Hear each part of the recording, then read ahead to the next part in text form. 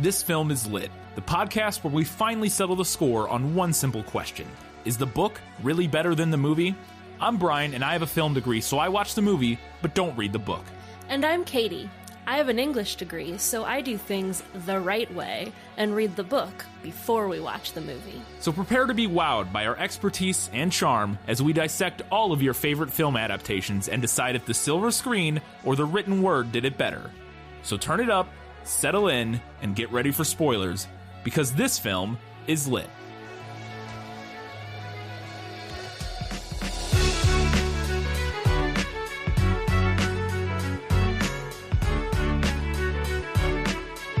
Exhibit A in the case that problematic art can still be incredibly well crafted.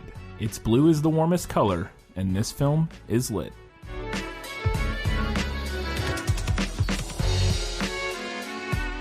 Hello and welcome back to This Film is Lit, the podcast where we talk about movies that are based on books. Our schedule has been a little erratic lately for lots of different reasons. But we did not have a prequel episode, so we're sorry we missed you on that one. And our last episode We've published it a few days later than normal due to extenuating circumstances, which you've all heard us talk about at length. Katie, we're talking about Blue is the Warmest Color. Blue is the Warmest Color today, which is a graphic novel. Why are we doing Blue is the Warmest Color? Or what's one of the reasons we're doing Blue is the Warmest Color? It's Pride Month, right? Yeah, this is a Pride Month pick, yeah. So it is Pride Month, so we wanted to highlight a piece of literature that focuses on those stories. How successful it is, we'll get into. We'll try to get into. But yeah, so we're going to talk about Blue is the Warmest Color. It is available on Netflix, but in case you haven't watched it or read the graphic novel, we're going to give you a quick summary.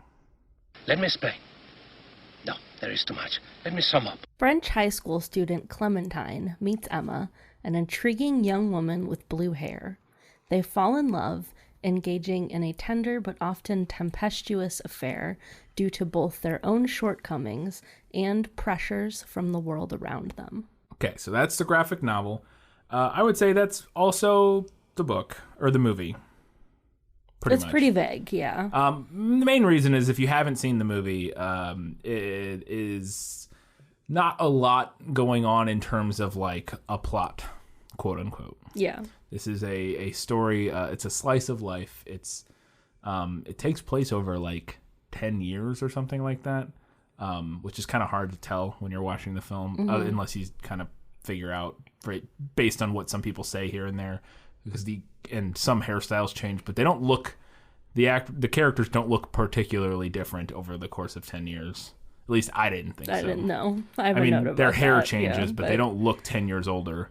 And I know it can be, there's not a huge change from 17 to 27, but there's some change, and there was not in this in the movie. But I would say that is an accurate or a close enough summary of what happens in the movie as well. I don't know if there's really anything to add other than what the stuff we're going to discuss in Was That in the Book and moving forward throughout the rest of the episode. So I'm just going to let that one stand on its own. We do not have Guess Who this week because it's a graphic novel. I mean, I guess you could show me pictures, but I can see the cover and I assume that's Emma. Yes. Which you've posted several pictures of the cover on our social media. And it's a woman with blue hair, so safe guess. But yeah, we don't have Guess Who, but we do have. What's that in the book? Nicholas Flamel is the only known maker of the Philosopher's Stone. The what? Honestly, don't you two read? All right, I have a fair amount of questions. I don't know how loose or accurate of an adaptation this is. When I started doing a little bit of research for the prequel episode that we never ended up recording and putting out, from what I had heard is that the director/writer was already thinking and working on a story similar to this, and then found this graphic novel and decided to take his previous ideas and use this as like the framework for it, supposedly. Interesting. Supposedly. And so again, I don't know how similar or different it is, so I have lots of questions. This is the second time I've seen the movie. We watched it years ago, when it first came on Netflix. It came out in 2013, and I believe it's been on Netflix since like 2016 or something like that. Been on there for quite a while. And I had heard it won the Palme d'Or and stuff, which is the big award at Cannes. And so we checked it out. And it's a very good movie, but we'll get into the details, in my opinion. First question. The teacher, this is a weird little thing, and I just want to discuss it, but I also want to know if it's in the book. The movie opens, and it's Adele, who's the name of the character in the movie, which is apparently Clementine in the book. Yes. Okay. Her name's Adele in the movie, and she's in a high school literature class, and she's reading, and the teacher critiques her reading and has her read it. Oh, it's not her; it's a different woman, I think, but has somebody's reading. A woman is reading, and he has her stop and start again, and he tells her to read it her truth as a woman or something. And then I realized it was a lit class and not a drama class. Yeah. And I was very confused because I've never in my life, I don't think, seen an English or, a lit teacher critique the way a student, the delivery of their of their reading in a lit class. I thought was very strange. Was that a scene from the book? There's never a scene in the book where they take turns reading and the teacher does not critique anyone because that scene does not happen. I agree that this was a really odd thing. Maybe this is French. Maybe. Or maybe the teacher was also just the drama teacher. Yeah, maybe. I mean, I guess I could see that, if it's somebody who doubled duties as the drama teacher. Our drama teacher pulled double duty as a regular English or lit teacher, but that might just be an American public school thing. Yeah, I don't know. I thought it was made even more odd by the fact that it's a male teacher, criticizing this young girl about how she's vocalizing the passage about her truth as a woman. Yeah.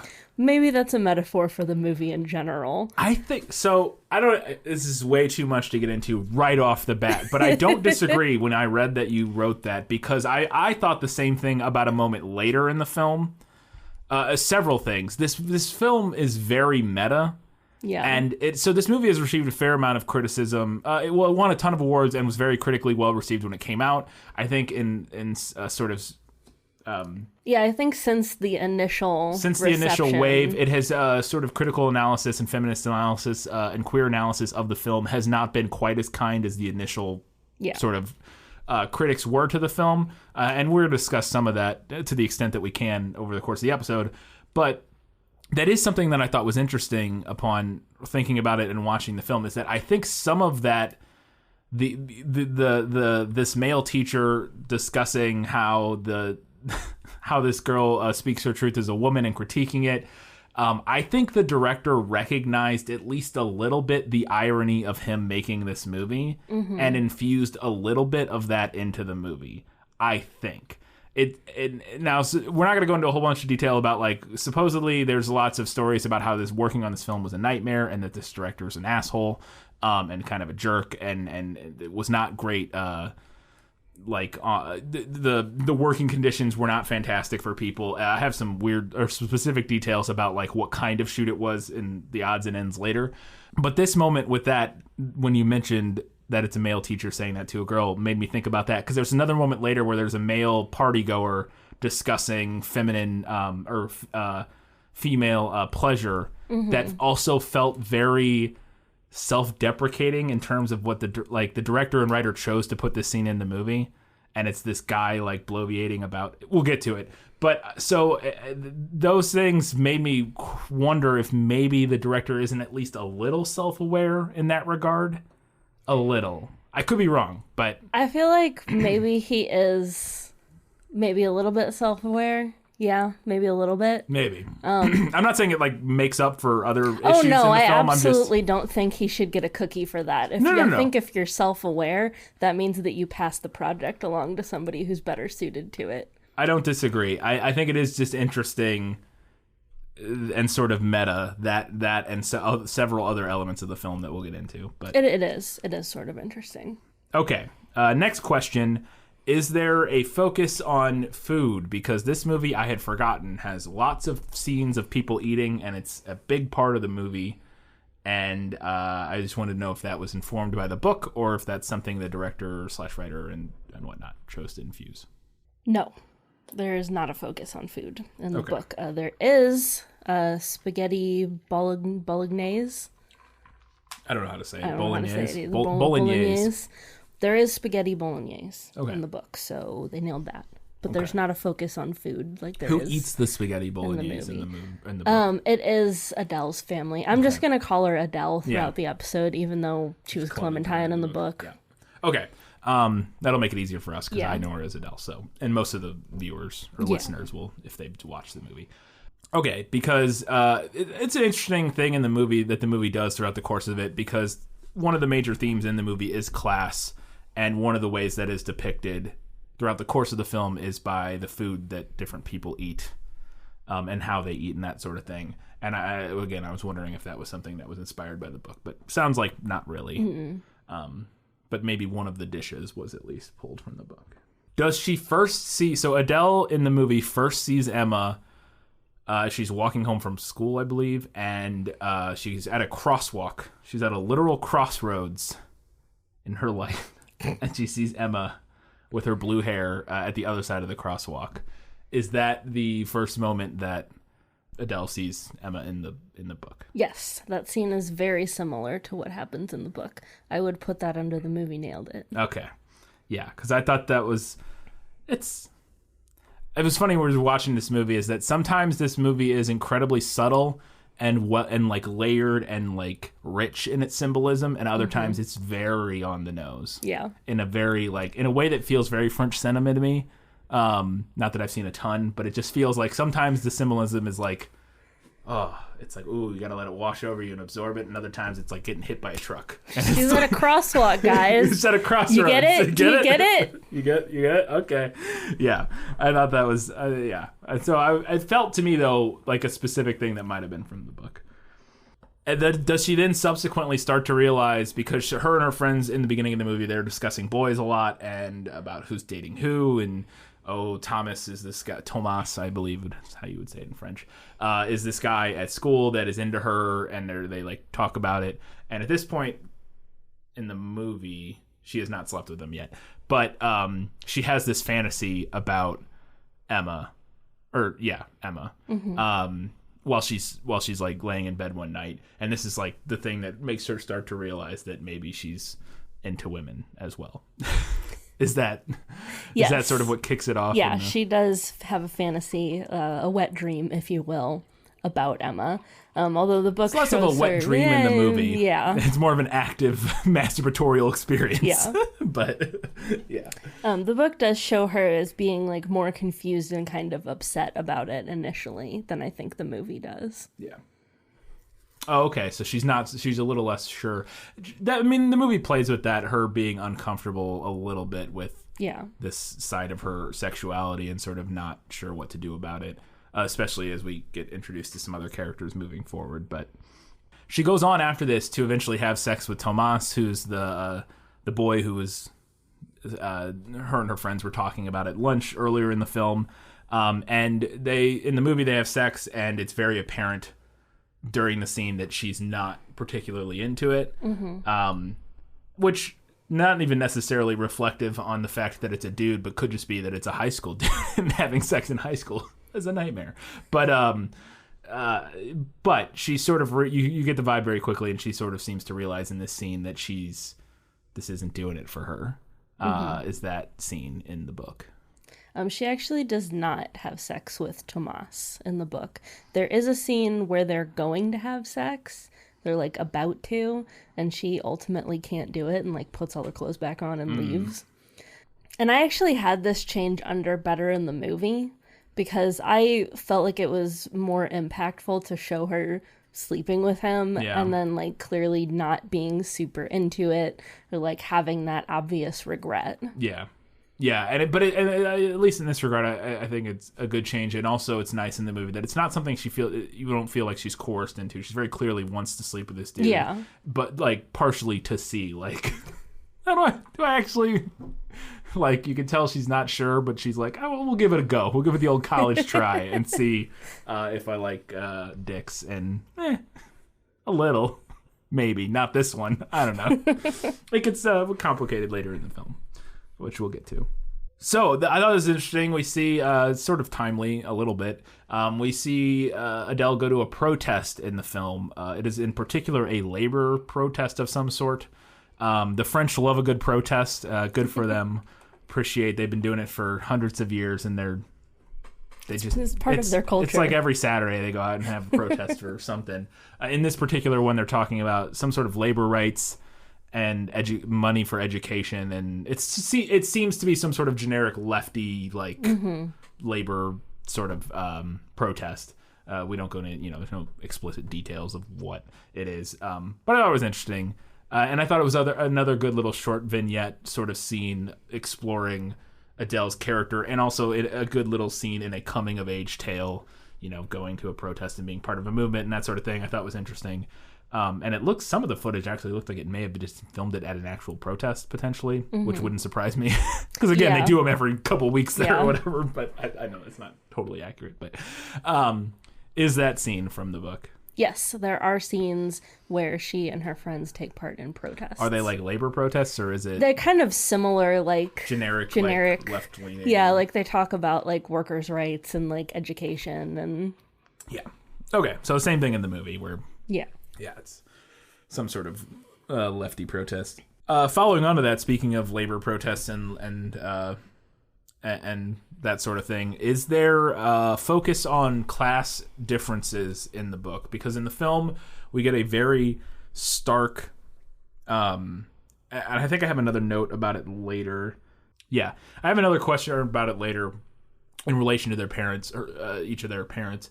But we have several different times throughout the course of the film where Adele is part of a lower class. She's like a working class family. Her parents are both like laborers of some sort, and she wants to be a laborer. And her parents come from like education and the arts and that sort of thing, and are a sort of quote unquote higher class family. Yeah, they have like a college professor vibe to her family. Yeah. And there's a lot of recurring scenes throughout the film about that difference sparking tension between these two characters. Is that a theme in the graphic novel? That's not an element in the book. I can see where the screenwriters potentially mined it from, because even in the book, Adele's parents are pretty clearly like blue collar. But it's not something that's present in the original text, that kind of class commentary. Okay.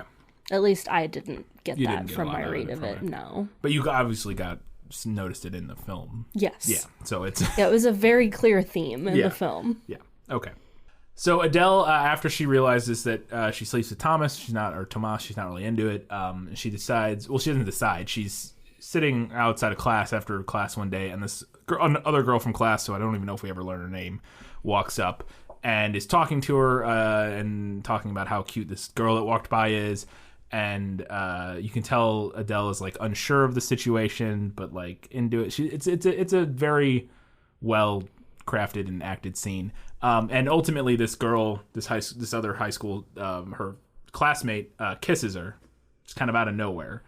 And Adele's like, okay. And then it moves on, and then the next day, Adele is like, sees her and tries to kiss her. Adele's like, all right, let's do it. I'm into it. I'm super down. And kisses her, and she's like, nah. Yeah. That was just a thing. I didn't know you'd take it so seriously. That was just whatever.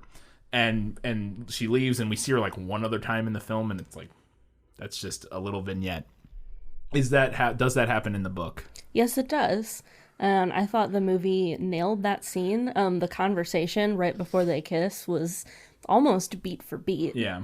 And then the fallout the next day was also very similar to what happens in the book. I thought that scene in the movie the next day where Adele approaches her and she like spurns her advance basically, and says like that, I thought was really realistic, felt really realistic and very high school. Yeah. And like, because, and also I thought it did a really good job of expanding the world of the film, where this character that we don't know, we saw for 2 minutes in the previous scene, and now for 2 minutes we don't know what's going on with her. We don't know why she kissed her. We don't know if she was mad at somebody else, or we don't know anything about her story, but we can imply and sort of guess a lot about what her motivations are and why yesterday she was kissed Adele and today she's like no. It felt very real, and like again, it made me feel like the world of the film was larger than our main characters, which I think is a really like tough thing to accomplish in a film, or can be tough to accomplish in a film.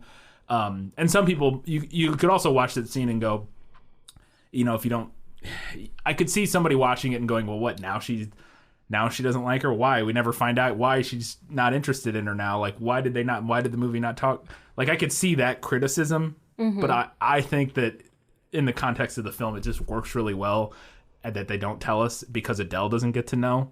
Yeah. And so kind of stewing in her, like confusion, anxiety and confusion about the whole thing just sits with us because we feel the same thing. We're like, what? Okay. I just thought it was really brilliantly well done. And it happens in the book. So cool. Eventually, Adele goes out with her friend, who I cannot remember his name. Valentine. And him and his friends are going to a gay bar. She wants to come out with them. And then she ends up leaving the gay bar and wanders down the street and ends up at a lesbian bar that's down the street. And she walks in, and the scene in particular when she walks in to me is like, I don't know, never been to a lesbian bar, but it felt like this weird, like,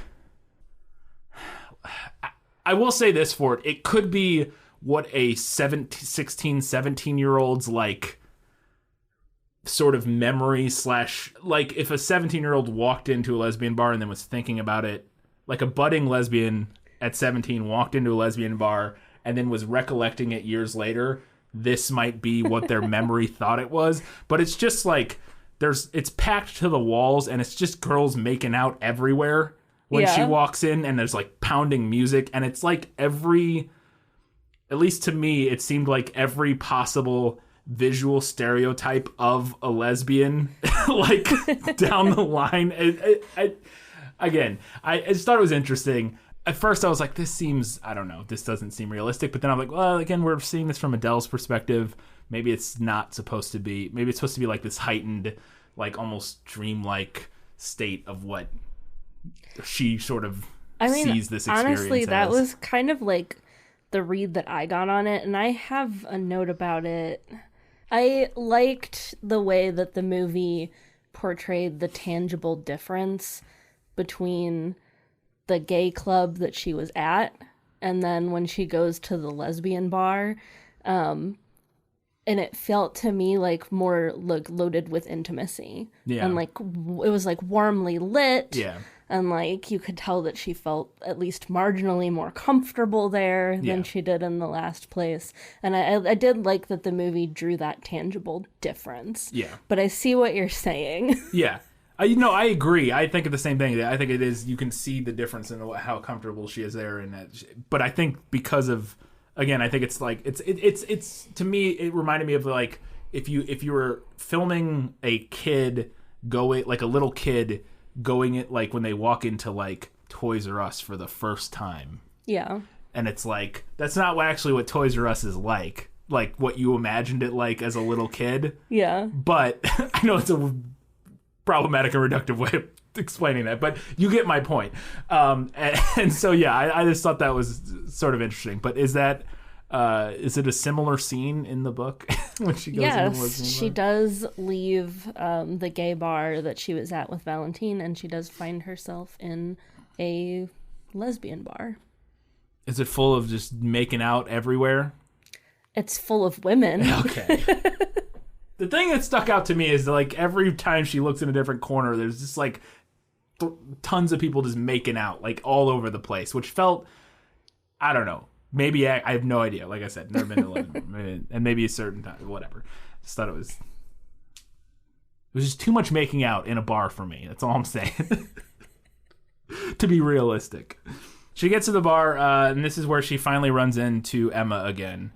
And Emma's sitting up in the balcony, and she sees her at the bar and comes down and sort of, rescues her, quote unquote, from this other woman who's kind of hitting on her at the bar. And starts talking to her, and they have an interesting conversation. And Emma sort of notes that something about her, she basically clocks her as being underage at the bar or something like that. It's a very long scene. Then they talk about art and all kinds of different stuff. So, but one of the things they talk about is her being underage. And that's a component of this film that is discussion worthy.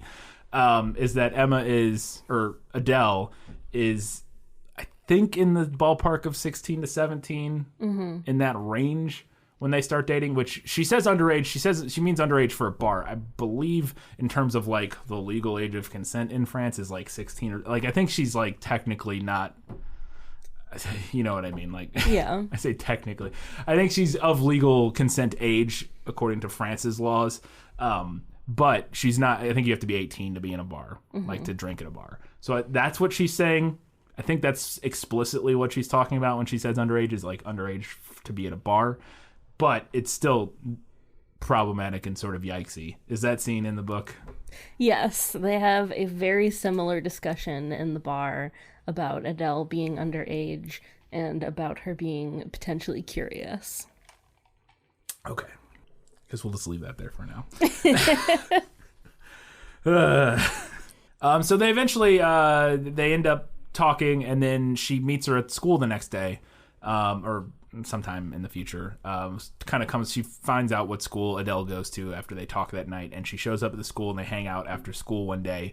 And in the film, Emma is an artist. We find out she's a fourth-year art student or something like that in college, and she ends up sketching Adele on a park bench. And that was funny because it was, and this more explicitly later, it's like the exact same pose even, is the draw me like one of your French girls. She literally does in this movie draw her like a literal French girl, because she is the drawing aspect in the movie or in the book. No, Emma never draws Adele. It is mentioned in the book that Emma's in her 4th year of art school, but her being an artist never comes up. We don't see her paint or draw. It's not an element in the story. Okay, because that's actually a major sort of plot point of the film, because it's not only does she draw Adele several times, but it's also the catalyst for a lot of some tension between them, because Emma is her frustrated. Her art career is the source of a lot of their tension, because she's spending time with other artists doing things and not with Adele, or she's upset because she's trying to get her art in certain galleries and that sort of thing, and that stresses her out, which then, bubbles over to their relationship and that sort of thing. But that's not apparently a big component of the book. After she hangs out with Emma, after school that one day, her friends she's standing outside of school like the next day or whatever, and her friends are there who saw her walk away with this blue-haired mystery woman, and they start asking her about it, and they, being very derogatory and talking about Emma, and, like, because they saw her with blue hair, they assume she's a lesbian and that sort of thing, and so they're like ragging Adele about like asking her if she's a lesbian, and there's like this big fight, and Adele's like denying it, and there's like a million different characters involved. There's like 6 different, like there's like 20 or 30 high school students there, but there's like 6 primary ones who are involved in this conversation. And to me it's sort of a masterclass in like tension and realistic dialogue, especially in between like lots of characters in a film, like, because there's all these different people talking, and they're all talking over each other. It reminded me of his name's Shane Carruth. I can't remember his name. There's a filmmaker, the guy who made Primer. I think is Primer. I always get Pie and Primer confused. Guy who made Primer, pretty sure. I think his name's Shane something, but I could be wrong. His dialogue does that, where in his films where people talk over each other all the time, because it's actually how people talk in real life a lot of the time. And this movie does a lot of that, and it's very realistic to me. It can also be a little hard to follow. It's easier in this movie at times because we get subtitles, as opposed to like having to... It's like easier and harder at the same time. Yeah, I thought the exact same thing. Because you don't know what everybody's saying. You're only getting the important parts in the subtitles. And then you're just hearing like French and words. It's also like not always easy to tell who's talking in a scene like that, where like you're trying to follow the subtitles, like, and look at the characters and figure out who's talking and take notes. Which this is one of the hard ones. This was a rough one. Subtitling, taking notes while you in a movie with subtitles is very difficult because you look down to write a note and then you look up and you don't know what was said in the previous line. Whereas when you're watching an English, when we're watching an English speaking movie, we can look down at our notes and still hear what's going on and being said. But yeah, that was a little tough. But I thought this scene's brilliant, and it culminates and there's actually like a fist fight. Adele tries to hit this one friend who's being a huge jerk. Is that scene in the book? Yes, it is. I initially had that scene under the movie nailed it because it does happen in the book. But I actually think it's much more visceral and upsetting in the movie. It's a little bit bigger in the movie. In the book, it's basically just between her and like that one girl who she was friends with from she was friends with her, and this girl has now decided, oh, you're a lesbian, and she's super homophobic. Yeah. And you slept in bed with me, and did you want to sleep with me, and that that sort of thing, and so it's mainly those typical homophobic straight girl stuff. Yeah. It is in the book, but I did think that the movie elevated it and made it was brilliant. It was also a nightmare. Yeah, and that's why it's brilliant. It's very good. It's the direction, at least the way they incorporated multiple groups of characters. There's like a group of characters. Valentine and his friends are in the back room at the beginning, or in the background at the beginning of the scene, and like she keeps looking back and saying something to him while she's talking to these other people, and then eventually they come over and join, and then it's like this big chaotic mess. It's just a cacophony. It felt so real. Like it feels. It's one of those scenes where that kind of confrontation and on a playground or whatever from high school, it felt so well realized in a way that most films do not accomplish. Other films do it in ways that works and feels, fine and gets the point across. But in terms of like cinema verite, this one really, that scene in particular really kind of struck me as like, had to be incredibly difficult because they're also all like young actors. I mean, most of them I'm sure aren't like 15. They're probably all like in their early 20s or whatever, because like Adele's like 20 when they filmed this. She's not 16 or 17, but great scene, and somewhat in the book. In the movie, Adele makes the move on Emma. She kisses her first. I mean, like actually kisses her. Emma kisses her on the cheek when they leave one day. But Adele like leans in and kisses Emma when they're in the park having a picnic. And then immediately they go to the Bone Zone. Well, we assume immediately. We don't actually know because time jumps in this movie. It could have been later, but we assume it's that evening or whatever. Does Adele make the first move in the book? It's actually not clear who kisses who first in the book. Because of the way a graphic novel is set up, we have a frame where they're looking at each other. Oh, yeah. And then the next frame is them kissing. That makes sense. So who kissed who first? We don't know. Yeah. That's actually interesting. That's kind of an interesting twist that the medium of a graphic novel sort of gives you if you want to do that. You could also, there's ways you could make it clear with like movement panels and that sort of thing. But that is an interesting idea that you can, if you want it to be vague. Yeah, you can just leave that information. You can do it in film. Yeah. It's possible in film. You show them looking at each other and then cut to them like in a different room making out. Then we don't know. You can do a similar thing, but yeah, it's interesting. Do they go immediately to the Bone Zone? They do move immediately into sex. Yeah. Speaking of sex, let's talk about sex, maybe. So in case it wasn't clear at the beginning of this is an incredibly explicit movie. It's rated NC-17, which is the highest like possible ratings thing that's not just like this is porn. It's the only rating that's not this is porn that a film can get. And this film is borderline porn at times. I mean, you could say it. Arguably, you could say it is essentially porn for a little bit here in this scene. I think the scene in particular. Yeah, and we'll discuss some of the details of that. But there's this incredibly long sex scene in this movie. We looked at the time afterwards to see, because we weren't sure. We're like, it had to be over 5 minutes, but probably less than 10 minutes. Probably, but we weren't positive. I looked, and it looks to me like it's around 6.5 to 7 minutes of nonstop sex. It felt like 15 minutes. It did feel like 15 watching minutes. It felt like forever. So there's this huge marathon sex session with Adele and Emma. And I think part of the reason the movie focuses and spends so much time on it, if I'm looking at it in a vacuum, I think the reason this movie is spending so much time on it is... Here's what I'll say. If you ask the director to defend why is this sex scene, I'll say it that way. If you ask the director to defend why is this sex scene 7 minutes long, here's what I think the director would say, is that it's supposed to indicate, one, how like right, quote unquote, this lovemaking is versus with Tomas earlier in the film. We see her in intense pleasure and very clearly thoroughly enjoying herself. And also, I think the sort of French idea of like, I think that's the main aspect of it. I think that would be the primary point, like, of this scene. And I think that's the point of what we're supposed to get out of it. Like, that's like the thing. And now I think we could argue that you can get that out of it with half as long of a sex scene, probably, if you know.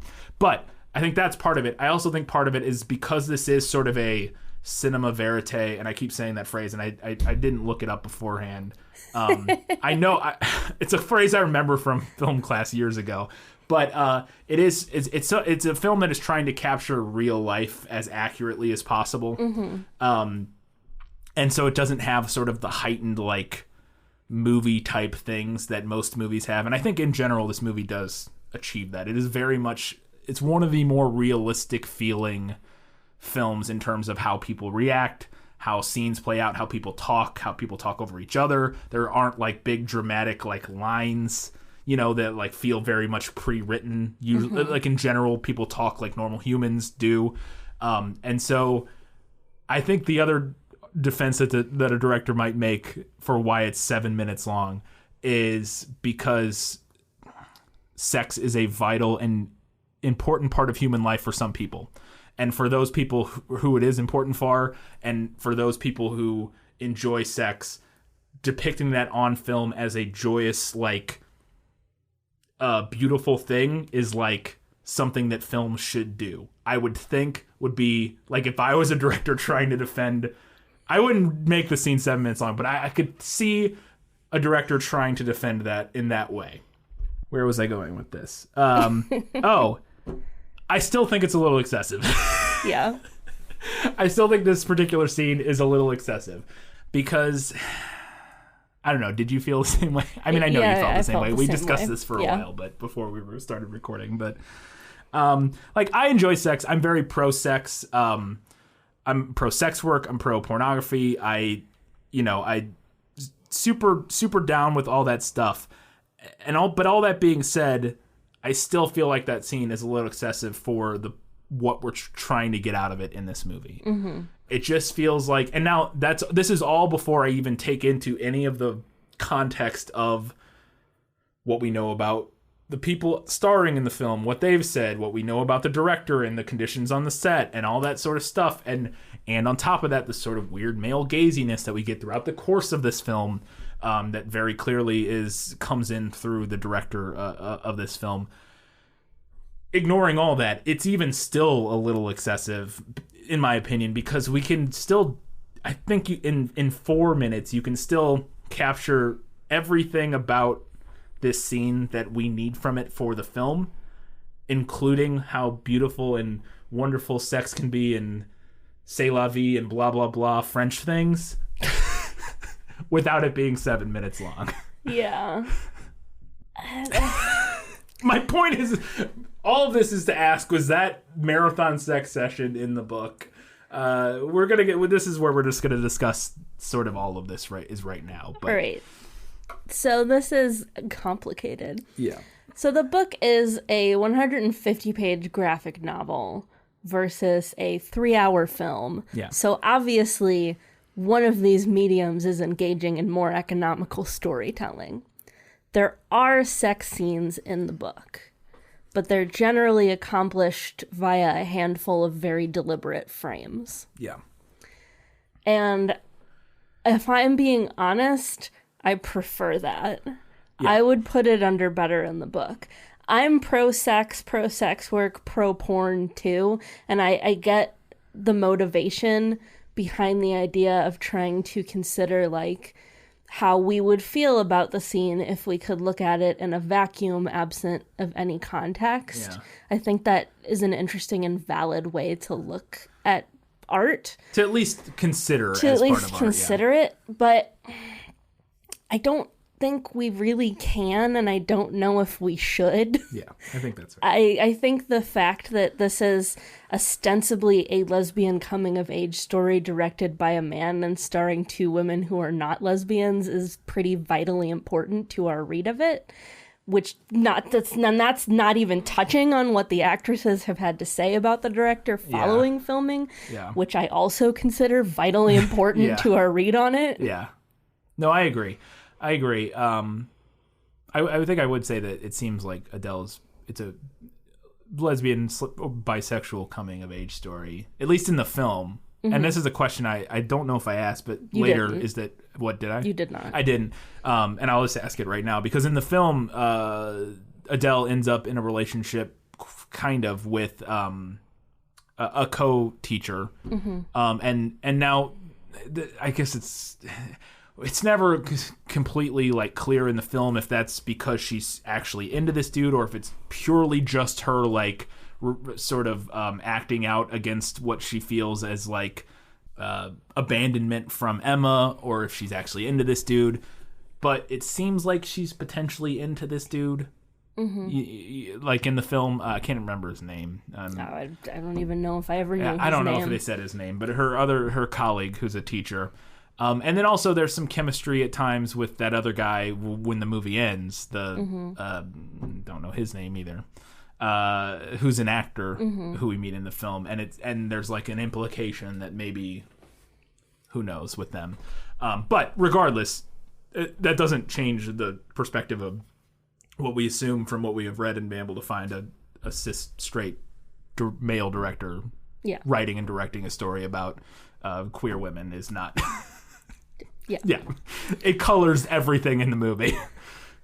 Yeah, I mean, and that's kind of my point, is that, like, while I think it is potentially interesting to consider how we would feel about it in a vacuum, I don't know if it's worth our time. That's fair. That's totally fair. It's the thing that I thought a lot about, because it was a thing that I felt a very stark and sort of like cognitive dissonance about, was this feelings as I'm watching that scene that this feels excessive, and why is this scene 7 minutes long? Like, it just feels weird. And then also like being a very pro-sex work person, like ethically and morally, I'm very pro sex work and pornography and all that sort of stuff. I think it's all, and sex in general is all a very natural part of life for people who are interested in that, and there are plenty of people who aren't, and that's, totally awesome too. But for people who it is an important part of their life, I think should be a very valid and normal and acceptable thing to depict in film, and at length potentially. And I don't think there necessarily has to be this stark contrast between what is quote unquote pornography and what is quote unquote cinema. Like there are different things for different purposes, obviously, but I don't think it should necessarily be the case that if this movie has a 6-7 minute sex scene in it that is rather explicit, that necessarily is like lewd in some way, or like makes it. Now again, the context of this film notwithstanding, I understand everything about this film makes that different, but that was what the struggle that I was having watching the scene, and why I found it interesting to talk about. But I feel like maybe the better way to approach your consideration of a scene like this is investigating your feelings on it, not so much from the perspective of like trying to figure out what the director was trying to accomplish, because fuck that guy, right? Quite frankly, yeah, sure. But maybe just examining within yourself, like, why am I uncomfortable with this? Right. Am I uncomfortable with it because I have this context of who the director is? Am I uncomfortable with it because it is so long and I'm not used to that? Am I uncomfortable with it because it's depicting queer sex? You know, there's a multitude of reasons that someone raised in a society such as where we live might be uncomfortable with this scene. And I do think it is worth our time to investigate why we might be feeling discomfort with it.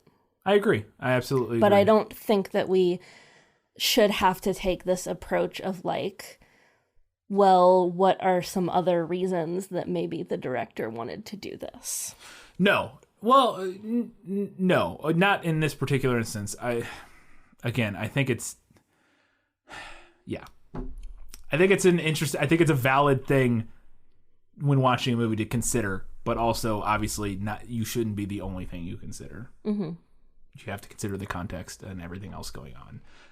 And I think that's fair. I think, I think I mentioned it earlier, but I think regardless of the context of anything else about the scene, I think it just is unnecessarily long. Yeah.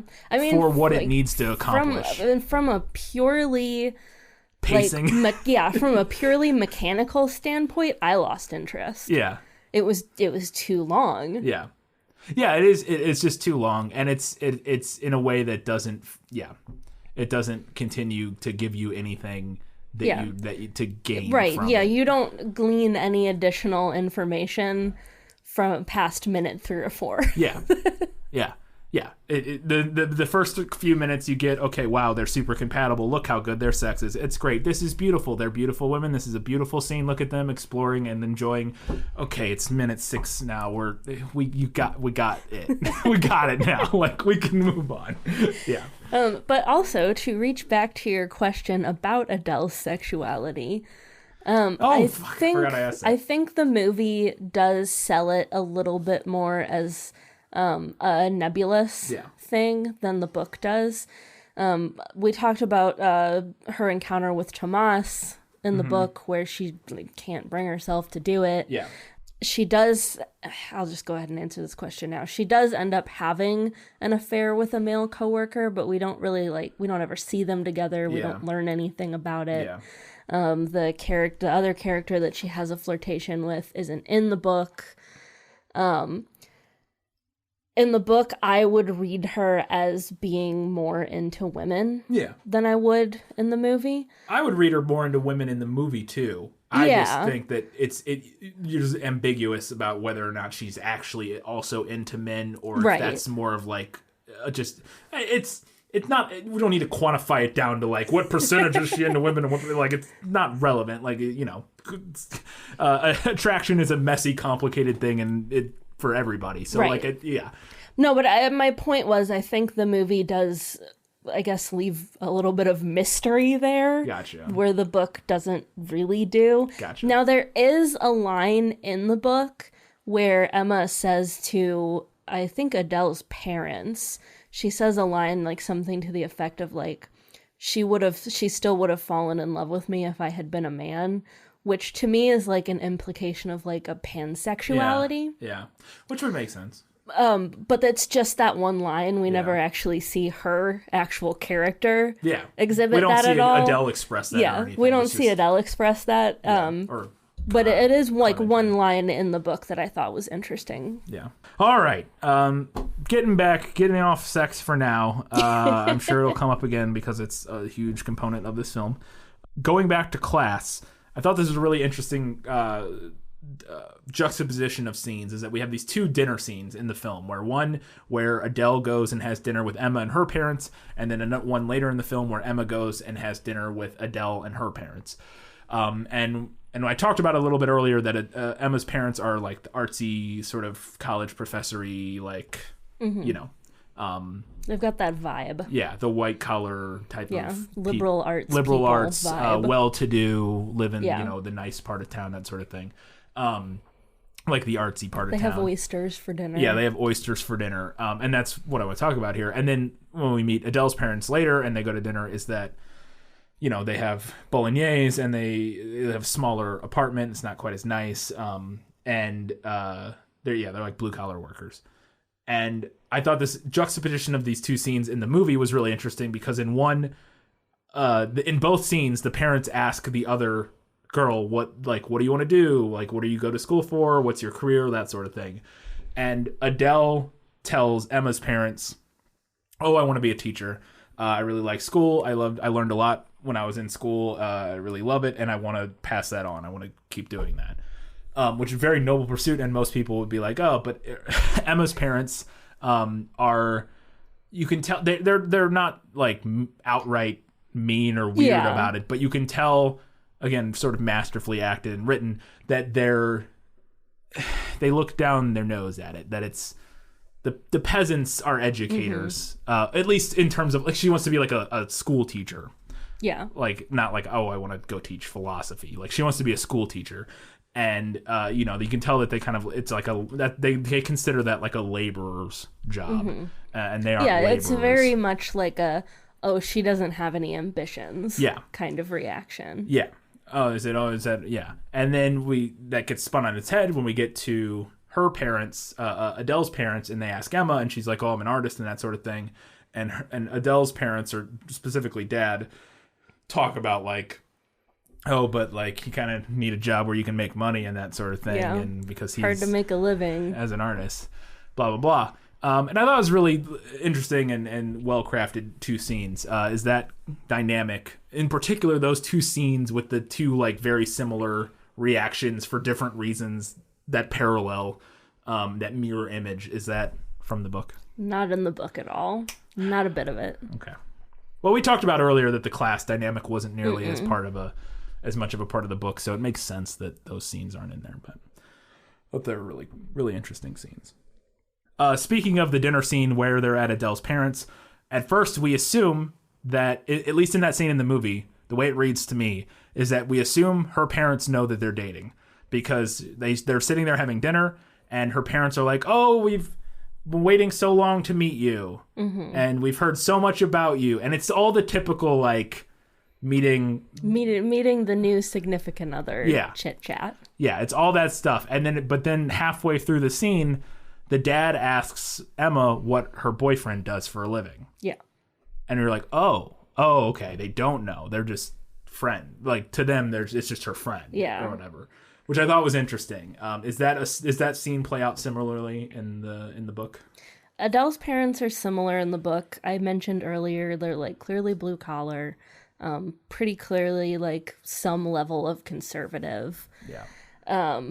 They don't initially know that Adele and Emma are together, but this is a place where the movie majorly diverges from the book.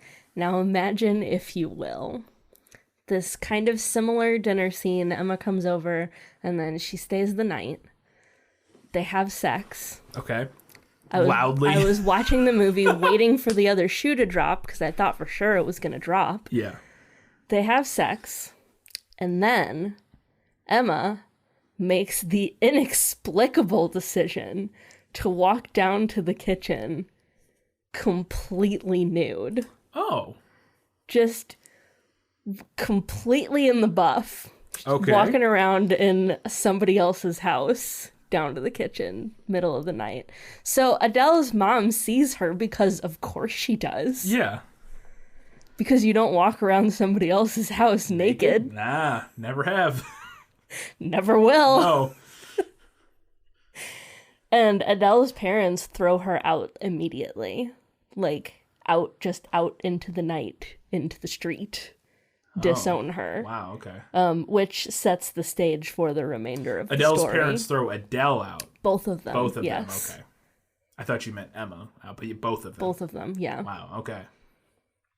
Yeah, there's no that never comes to a head in the film. They never are the wiser as far as we know. Yeah, that dinner scene's like the last time we see her parents. Yeah, never see him again. They just kind of disappear from the movie.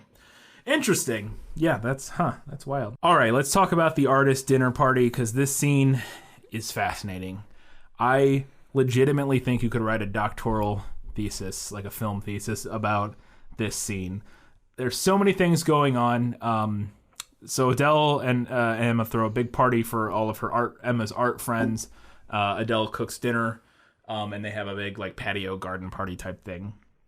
And there's so many things going on here. We mentioned it earlier, but the professor talking over or explaining to the woman how to read her woman's truth or whatever. And then in this scene, I mentioned this guy who's talking about female sexuality and pleasure and all that sort of thing. And he's like holding court with all these women around him. And he's stuffing his face with pasta as he does it. And it all feels it's very intentional. And then Adele, the blue collar sort of intruder of this situation, is there serving everybody all evening. And there's also I thought the meta narrative that I mentioned earlier of this guy discussing artists in this scene. One of the things he mentions is male artists attempting to capture feminine pleasure in their art, and how it's like this lofty, impossible goal and that sort of thing, and blah blah blah, which feels very meta and like again a little self-aware. And then there's also the whole thing going on in the background of this scene where there's the movie playing and occasionally the camera will change focus. And there's several shots of this like old, like it looks like a silent film potentially playing in the background on this projection screen. And there's a few moments, like the first moment Adele sees Emma talking to Lise, who's like her old fling who's at the party, and they're like getting little buddy, and she sees them, and then it cuts back to her, and in the background the woman in the movie is like freaking out. Like it's there's a lot going on, there's a lot of layers, it's a whole lot going on. This scene, like I said, you could write a thesis about it. It's a brilliant, just so many layers. This is the opposite of getting hit with the sort of like bus of symbolism, but it's just a brilliant scene. And I loved everything about it. Is it in the book? That scene is not in the book. Okay. Also, I wanted to reach through the screen and punch like everyone in that scene. Yeah. During that scene. Yes. That is another narrative of this film that is really interesting. A meta narrative that I found fascinating is that we'll get to it. I have it in my general odds and ends, and I want to be able to look at my notes when I talk about it because I wrote some stuff down. But there's the whole issue of like the culture of artists and the critique of it in this film that is interesting, and I want to talk about. Couple more questions. Almost there. Does Emma lose her blue hair after her and Adele have been together for a while? Yes, she does. That feels like a very intentional choice. Yeah. The sheen's off the old apple. Or whatever. That's an old saying, right? Isn't that a saying? I've never heard that one, but it sounds good. It's like, it's like when you get an apple at the grocery store. Relationship's not new anymore. Maybe it's not. Maybe I combined like apple off the old tree and sheen off the something. I don't know. You might have created what is the name? A portmanteau? No, that's not an aphorism. Is it an aphorism? Is potentially the name of that when you combine two. Like sayings? Like idioms? Idioms. I don't know. I don't actually know. But she does lose her blue hair. So, again, that's obviously relevant to the sort of a visual signifier of the change in their relationship. It is not called an aphorism. I didn't think it was, but I wasn't going to correct you because I don't have any idea. I know there's a word for it, though. There probably is. I just don't know what it is. Portmanteau is when you just combine words. Combining two words. Yeah. A malaphor. Malaphor. That's what I was thinking of. There you go. An informal term for a mixture of two aphorisms, idioms, or cliches. A la, we'll burn that bridge when we come to it. Gotcha. Or sheen's off the old apple or whatever. Or maybe you just invented a new one. I'm pretty sure there's something with the sheen's off the something, and I thought it was apple, but Just look it up. You got the computer there. Let's just do it in real time. Machines off. It's not Old Apple, the Apple or something like that. Apple? Yeah. Anything. Well, not getting anything from that. I don't know. Maybe I did combine. Maybe I malappropriated or whatever. All right. I'll figure out what the heck I was trying to... I'm going to look it up. Hold on. Not that for a specific thing, but the Sheen's off and see if it auto-completes. That's what I just did. Oh, I didn't know you were looking. Oh! I was quoting Dr. Cox from Scrubs. Of course you were. Without even knowing it. It's also an idiom, take the shine off. But what I was thinking of is there's a line in... And it is specifically in relation to relationships. Dr. Cox is talking about relationships, and he says, and bam, the shine's off the apple. And that's when you find out the pretty girl, you something, something, something.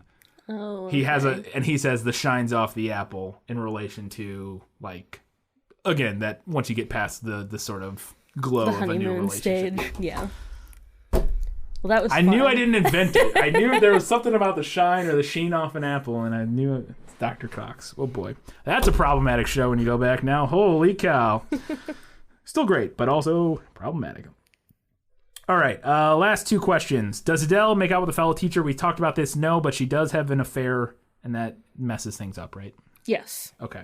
She has an affair, which is what directly causes them to break up. Yeah, as it does in the film. Yeah. And then later on, they meet years later, months later. We're not exactly sure. Mm-hmm. We think years, or a year or so later, or two. At least, like... It's been long enough for Emma to go to a new Adele to go to a new grade. Oh. I was thinking Emma to get in with, to shack up with... Yeah, Lise. Yeah. And also... Lise to have her baby. Oh, and I say the baby's 3. Yeah, so it's been a few years. It's been a couple of years. Yeah. But we see Adele, from Adele's perspective, we see at least, like, she has the graduation of one class, and then, but yeah, it could have been, it's been at least a year or something. And she meets up with Emma in a cafe, and they, it's one coffee, please. Take it back to French 1. I took French 2 and 3 and lived in France for a month and was terrible at French, so... I took French 1, 2, 3, and 4, and enough French in college to get a minor in it. Wow. And I didn't understand a lick of this movie. Wow, you took more than me, and I understood. I think living in France for about a month I'm sure that helps would help. a lot. And I was always much better at reading French than I was at hearing It's it much harder to listen to. Parsing it. That's much they harder. swallow everything they swallow say. everything, and they talk way faster, and it's brutal. But reading, it's a lot easier. And they pretend that they can't understand Americans, even when you speak really mediocre French. They're like, what? I don't understand what you're saying. I said hot dog, motherfucker. It's hot dog. It's the same in French and English. Hot dog. It's the same. I said un hot dog, please. I didn't say please. I said merci. But no. Thank you. Fuck. It's been so long. That's a whole... I'm just going to go ahead and apologize to any French listeners that we might have or have picked up for this. Yeah. We're not French. No, not at all. Like I said, I spent a month there, but it was... Don't remember anything about it. Good hot dogs. I do remember that. I did eventually get one, and it was a very tasty hot dog. They do a thing there where this is brilliant. We should do this in America. They'll take, I don't know how common it is, but this is one of the ones I had there that was really good, is they took a baguette and they would put them on a metal spike so that it toasted from the inside out. Mm-hmm. And then they'd pull it off the spike, and it was the perfect sized hole for a hot dog. And then they would put, like, sauce in it and then put the hot dog in, and it was perfectly contained, like in the middle of a baguette. It was so good. That's hot dog. Oh my god. I just want to say how much I love you, because I think you're probably the only person in the history of time and the world who's ever said that about France. What? Great hot dogs. Great hot dogs. They're more popular over there than you would think. They sell them pretty many places from my memory. I mean, good food in general. France is really great food, but famously, I mean, you know. Well, all right. Last question. So we talked about the cafe. This guy all got off the rails about that. They meet up in this cafe years later, and they're talking, and then Adele confesses that she still is in love with her and that sort of thing, and thinks about her constantly. And then they start making out in this cafe, and Emma starts like fingering her in the cafe. If you have not seen this movie, please understand that we are not exaggerating. No. They basically have sex in the middle of this cafe. Yeah. I mean, clothed, but yes. Yeah. They are full on rubbing hands in crotches and making out in the middle of this cafe in the middle of the afternoon. Yeah. There's people at tables nearby. There's people outside. People everywhere. And again, it's like, the fierceness of their passion, blah, blah, blah. But like, it's wild. But like, you guys are in a cafe. It's wild. Does that happen in the book? No, it doesn't. Okay. Man, that scene was weird. It was funny. I mean, it's also depressing and sad and heartbreaking, but also kind of funny. Well, the funniest part was after Emma leaves, then Adele looks up, and there's two women at the other table looking at her like... And they give her a look. What? Yeah, we kept talking, we kept joking during that scene that the camera's going to pan over, and it's just going to be like a couple sitting at the next table, like, with these just jaw on the floor staring at them like, we're at a restaurant right now? Yeah. All right, that was it for Was That in the Book? Let's go ahead. I got one question for Lost in Adaptation. Just show me the way to get out of here, and I'll be on my way. Where is it lost? Yes, and I want to get unlost as soon as possible. I answered this one because it's not really a Lost in Adaptation that I figured you would get from the book, but it was something we were both wondering about, so I decided to put it here so we could look it up. Tomas, when they are talking on the bus, says that he's a senior. She's a junior at this point. Mm-hmm. That's the English translation of it. You know, I'm sure they're like different, but he says he's a senior in science, in the science program or whatever. And we were both like, wait a second. Do high schoolers in France have like majors or something? Like, what does that mean? So I looked it up because I wasn't sure. And yes, kind of. So, the final stage of secondary education in France is called lycée, L-Y-C-E-E. There's an accent aigu, I think, over one of the E's, but écru. I couldn't even tell you which one was which. Doesn't matter. The second to last E has an accent mark on it. And it takes place from the ages of 15 to 18. Lycée is the... it could be lycée. I don't know how to pronounce it. It's the stepping stone to college and to college degrees. And so students focus on one of three categories during that 3 years of school. They pick either science, economics and social sciences, or literature. And that's not... So, like, science encompasses, like, math, science, geology, like, whatever sort of... So, basically, you're picking, like, a focus. A focus, like a broad subject. Yeah, like a broad category.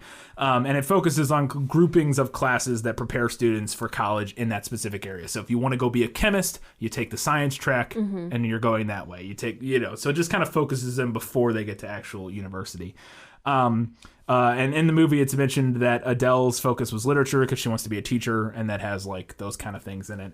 And that Tomas's was science because he's good at math or whatever. So that is what's going on there. If you saw the movie and were wondering, there's your answer. There's a little nugget about the French education system. I don't have anything to add to that except that they had the same majors in the book, so the movie nailed that. There you go.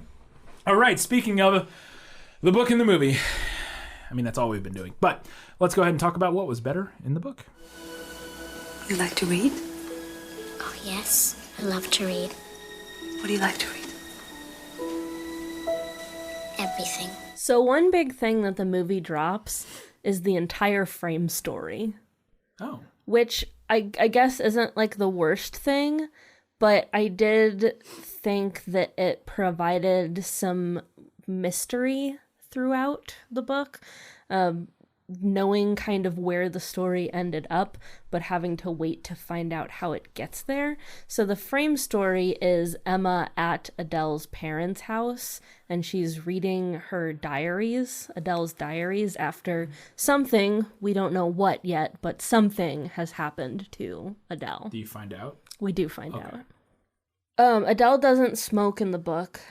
There's lots of smoking in this movie. Everybody It's very smoked. French. It's very French. But she doesn't smoke in the book. It's actually one of the ways that the age difference between them is emphasized. It's Yeah. like Emma's always like lighten up, and Adele just doesn't smoke. Although I don't know how accurate that is, 'cause I'm pretty sure a lot of French high schoolers smoke. I mean, a lot of American high schoolers smoke. Fair. It's dropped off a lot, as it has everywhere over the years. Yeah. But I think in Europe, it's still a significantly higher portion of people smoke than like in America. If we made this movie, I could be wrong if about we that. told this story now in America, they would all vape. So they would have jewels. Yeah. That would be how you know the difference, is that Adele would have a jewel and Emma would have like a custom, like super rigged like vape. Her own custom vape pen, yeah. God. It would be like a super custom, one of those big boxy crazy things, and it would be blue. Like it'd have like a blue canister thing on it. Yeah. It'd match her hair. Yeah. Oh, Checking clouds. Yeah. So the scene after Emma's friend kisses her, we talked about that. Adele's friend? Yes, Adele's friend. Excuse me. In the book, she's really, really giddy after that happens. Yeah. And it's such a pure and innocent reaction. And she is, I think, some of that in the movie, but I thought the book just captured it better. I do agree, because in the movie, the scene we see is at dinner that night, and her mom says to her, "You seem out of it. Are you okay?" And then she goes, "Oh, you seem happy. You must have had a good day."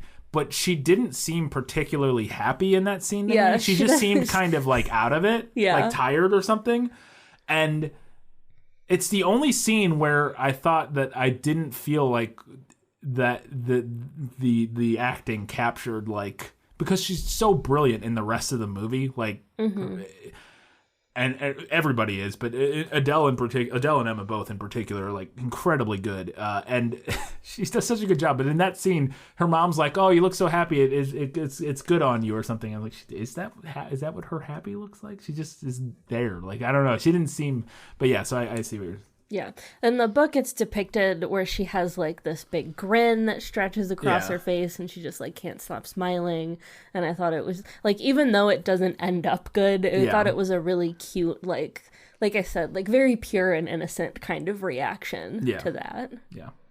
In the movie, Adele does not get upset with Emma following the fight with her friends. So in the book, after she has that kind of altercation with her friends, with like the one friend in particular, she gets upset and kind of like blames Emma for it. Yeah, that makes sense. And like, "Oh, you showed up at my school and now all my friends think I'm a lesbian and it's all your fault and blah, blah, blah." Yeah. And I think there's a truth to that. Yeah, absolutely. I think that's how a teenager would react, especially one who is confused and scared about their sexuality. For sure. Yeah. And then to follow that, my next note is kind of related to it.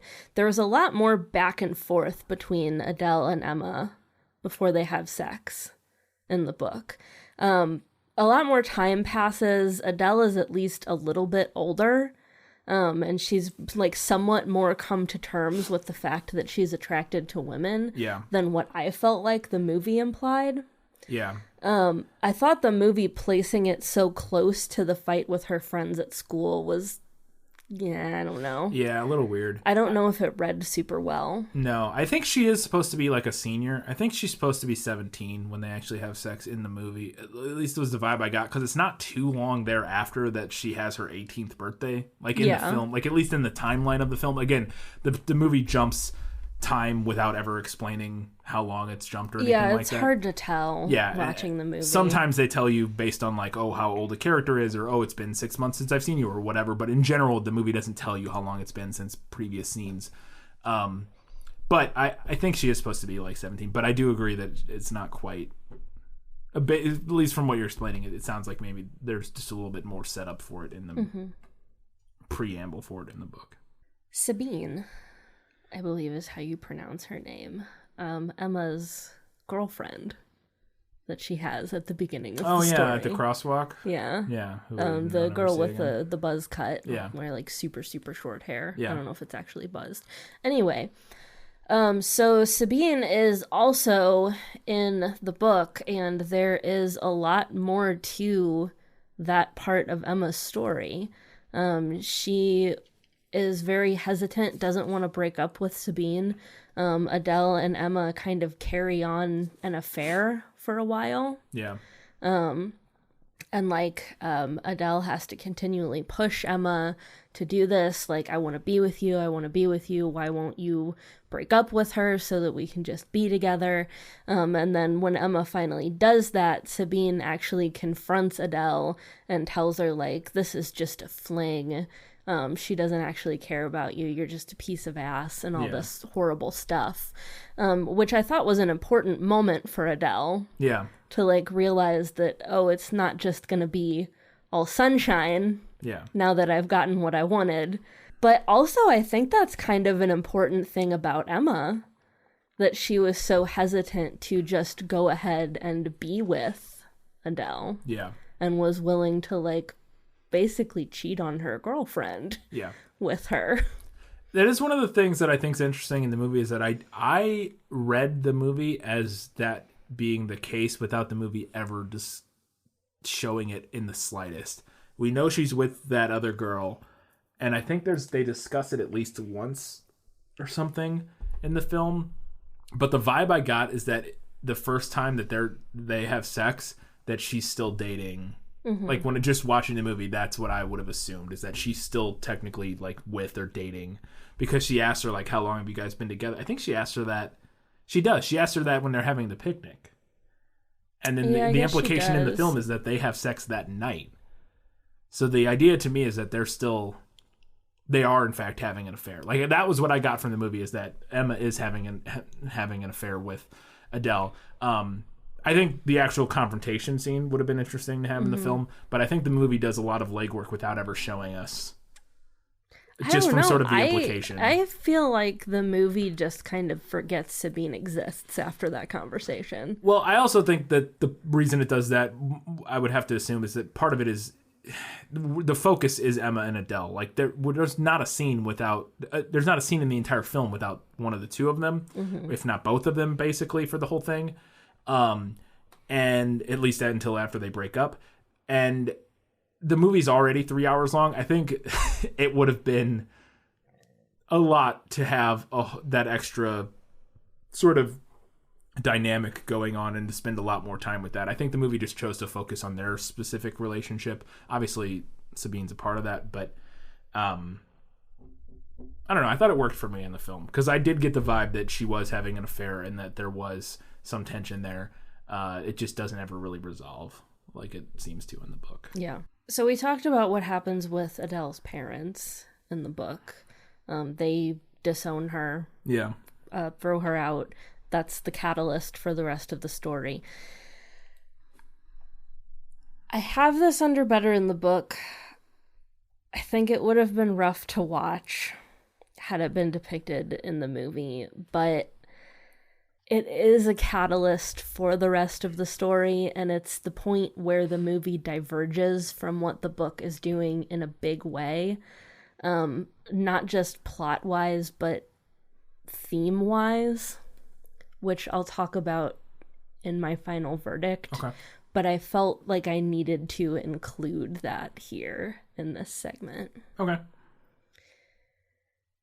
And then my final note in this segment is that the book handles time jumps way better than the movie does. We've mentioned it. I struggled with that aspect of the film. It's artsy and whatever, but yeah, I struggled with it. The book at least has interludes that explain how much time has passed. Yeah. The movie just like... one scene she's lying to her parents about Emma, and then the next scene, like, bam, they're living together. Yeah. Yeah, I didn't mind it, but I also don't think it adds a lot to the film to not make it a little more clear, like, how long things have been. Like, I think there's... It feels very sort of French filmy to, like, just not hold our hand on that and explain it, because the movie does address the points where it's important about like, oh, it's been 3 months or, months since I've seen you. Oh, you're the baby that from a few scenes ago is 3 years old. So it's been 3 years. The movie tells us at times, but at the same time, like I said earlier, that nobody ever looks any different. So it's, yeah, man, that could potentially be intentional. I think there's also there's an intention to the sort of timeless, like chaotic nature of relationships and how you lose, like, and I think there is truth to the idea that, in relationships with people, you can lose track of how long all of a sudden you've been together for 5 years, or it's been, when you think, at least it's true for me, that when I think about past relationships and stuff, sometimes you forget how long it's been since a thing, since, has it been this, like time becomes this weird nebulous thing when you hit your 20s and 30s and stuff, and it doesn't feel as concrete as it does when you're in high school, all the way through your education. And so maybe that is part of what the director, what they're going for there, is sort of how when you, after, post secondary education, time sort of changes, the way we perceive time sort of changes. I think there could be an interesting interpretation of the film in that way. I don't know if it's necessarily better, like I don't know how effective it is or good it is, but it's interesting, and it's at least something to when you're watching it, that the first time you're not sure, like, wait, what's going on, and then it kind of clicks. It reminded me a little bit of like The Witcher when we're talking about, where like, oh, this happened before all the rest of this other stuff. That was a way more satisfying click for me. I agree. I don't disagree that that's way more satisfying. I'm just saying I think it's a similar kind of thing. And it's all right, but I would have been fine also if the movie had been more explicit with how long things had been since other things. All right, let's go ahead and talk about what was better in the movie. My life has taught me one lesson, Hugo, and not the one I thought it would. Happy endings only happen in the movies. The name change of the main character, I think, was a good choice. Adele's name is Clementine in the book we mentioned. Clementine is an interesting name. I think Adele is more real sounding. No offense to any Clementines out there. Yeah. I think it also has kind of a romantic sound to it, Adele. Yeah. It's more timeless. Yeah. It's also the actress's name, which may have been intentional, like potentially. Mm-hmm. I think this is one of her first roles, that actress. I'm fairly certain. I could be wrong about that. And so that may have been, there may have been some other reason playing into why that also feels like a very like weird, creepy director thing to do. Yeah, it does. Like the ingenue of your story, like her character being named after this actress that you found for this role, feels possible. I don't know. I'm just saying. I could imagine that being the case. There are a few random scenes from the movie that I have here that I really enjoyed for what they were, and also just like aesthetically. I liked the scene where Emma sketches Adele on the park bench. I liked the scene where they go to the museum together. I always love a good museum scene. Good museum scene is always fun. And I liked that the movie showed them going to Pride together. Oh, yeah, they do go to Pride together. Yeah. Which I'm betting that's also was actually Pride. I mean, clearly it was. There was way too many extras for that not to be. Yeah, there was like hundreds of people there, but yeah. I can't imagine filming something like that just like out in the middle of Pride with like all your camera equipment. Yeah. But anyway. Well, the nature of the visual style of this film lent itself to that kind of shooting. That's true. Because it's all, the entire film is handheld. There's not a locked down shot, unless I'm misremembering, in the entire film. If there is, it might be when she's sleeping, but I don't even think then. Because there's like a recurring shots of her sleeping. And those are the only ones that I can't remember. There's both recurring shots of her, of like full body shots of her sleeping and close-ups of her face. I know the face shots were handheld. I think everything in the movie was handheld. So it lends itself to going out and shooting at real events, especially in 2013, because you could get very high quality cameras that aren't super gigantic, Yeah, so you that's can true. carry around and follow people. But There is a scene in the book where the girls talk at a park, and I liked that the movie took that and kind of made the park their place. Yeah. It's a scene, a setting that we see throughout the movie. I liked that we had dinner with Emma's parents. We don't really meet her family in the book. They're mentioned, we see them briefly, but we don't really get to interact with them or spend any time with them, so I thought that was nice, interesting. And I did enjoy the movie's emphasis on the difference between their backgrounds. Like I said, that's something that wasn't present in the book. I especially thought it was interesting to use like their chosen careers as an avenue for exploring that. The book makes that minor mention of Emma being in art school, and then the movie uses that to turn her into like an artsy academic elitist type. And then it takes a minor plot point of Emma having a job as a teacher later on in the book and makes that her passion. Yeah. And I thought that was like really good mining of the source material. Yeah.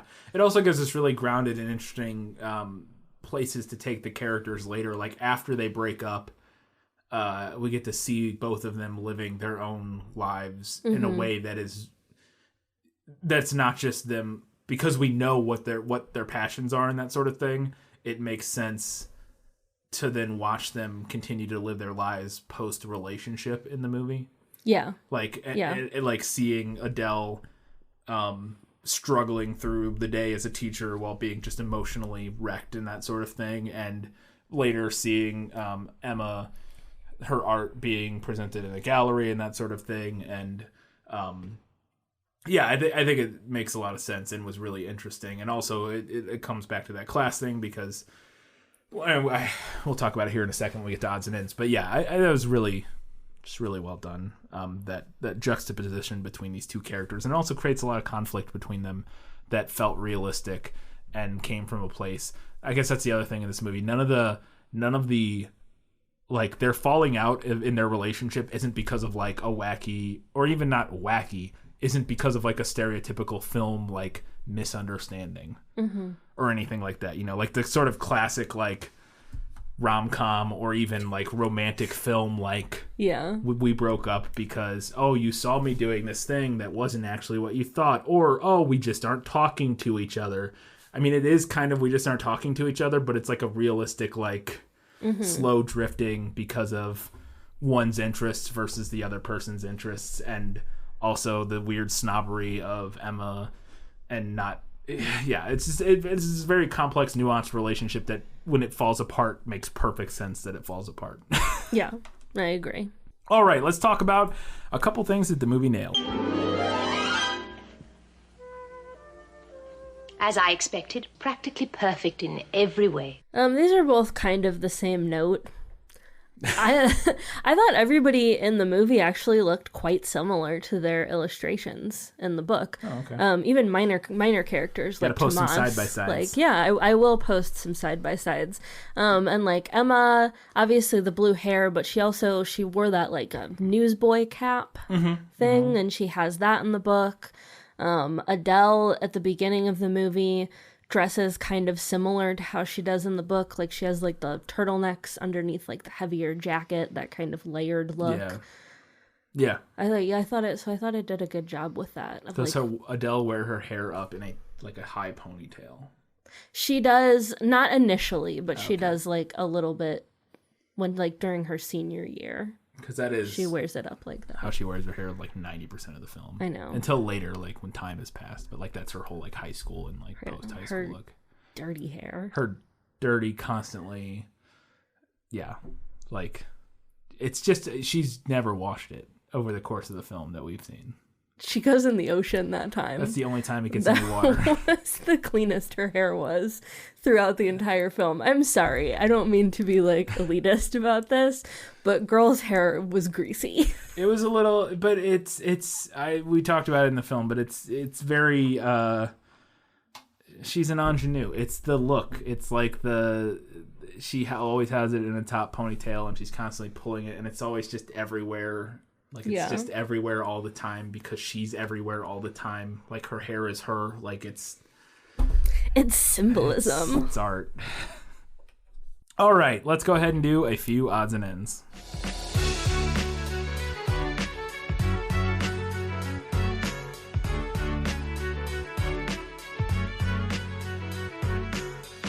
I thought that opening this movie with having everyone be reading a novel that mirrors the themes of the story took this to a very teen coming-of-age movie place. Oh, yeah.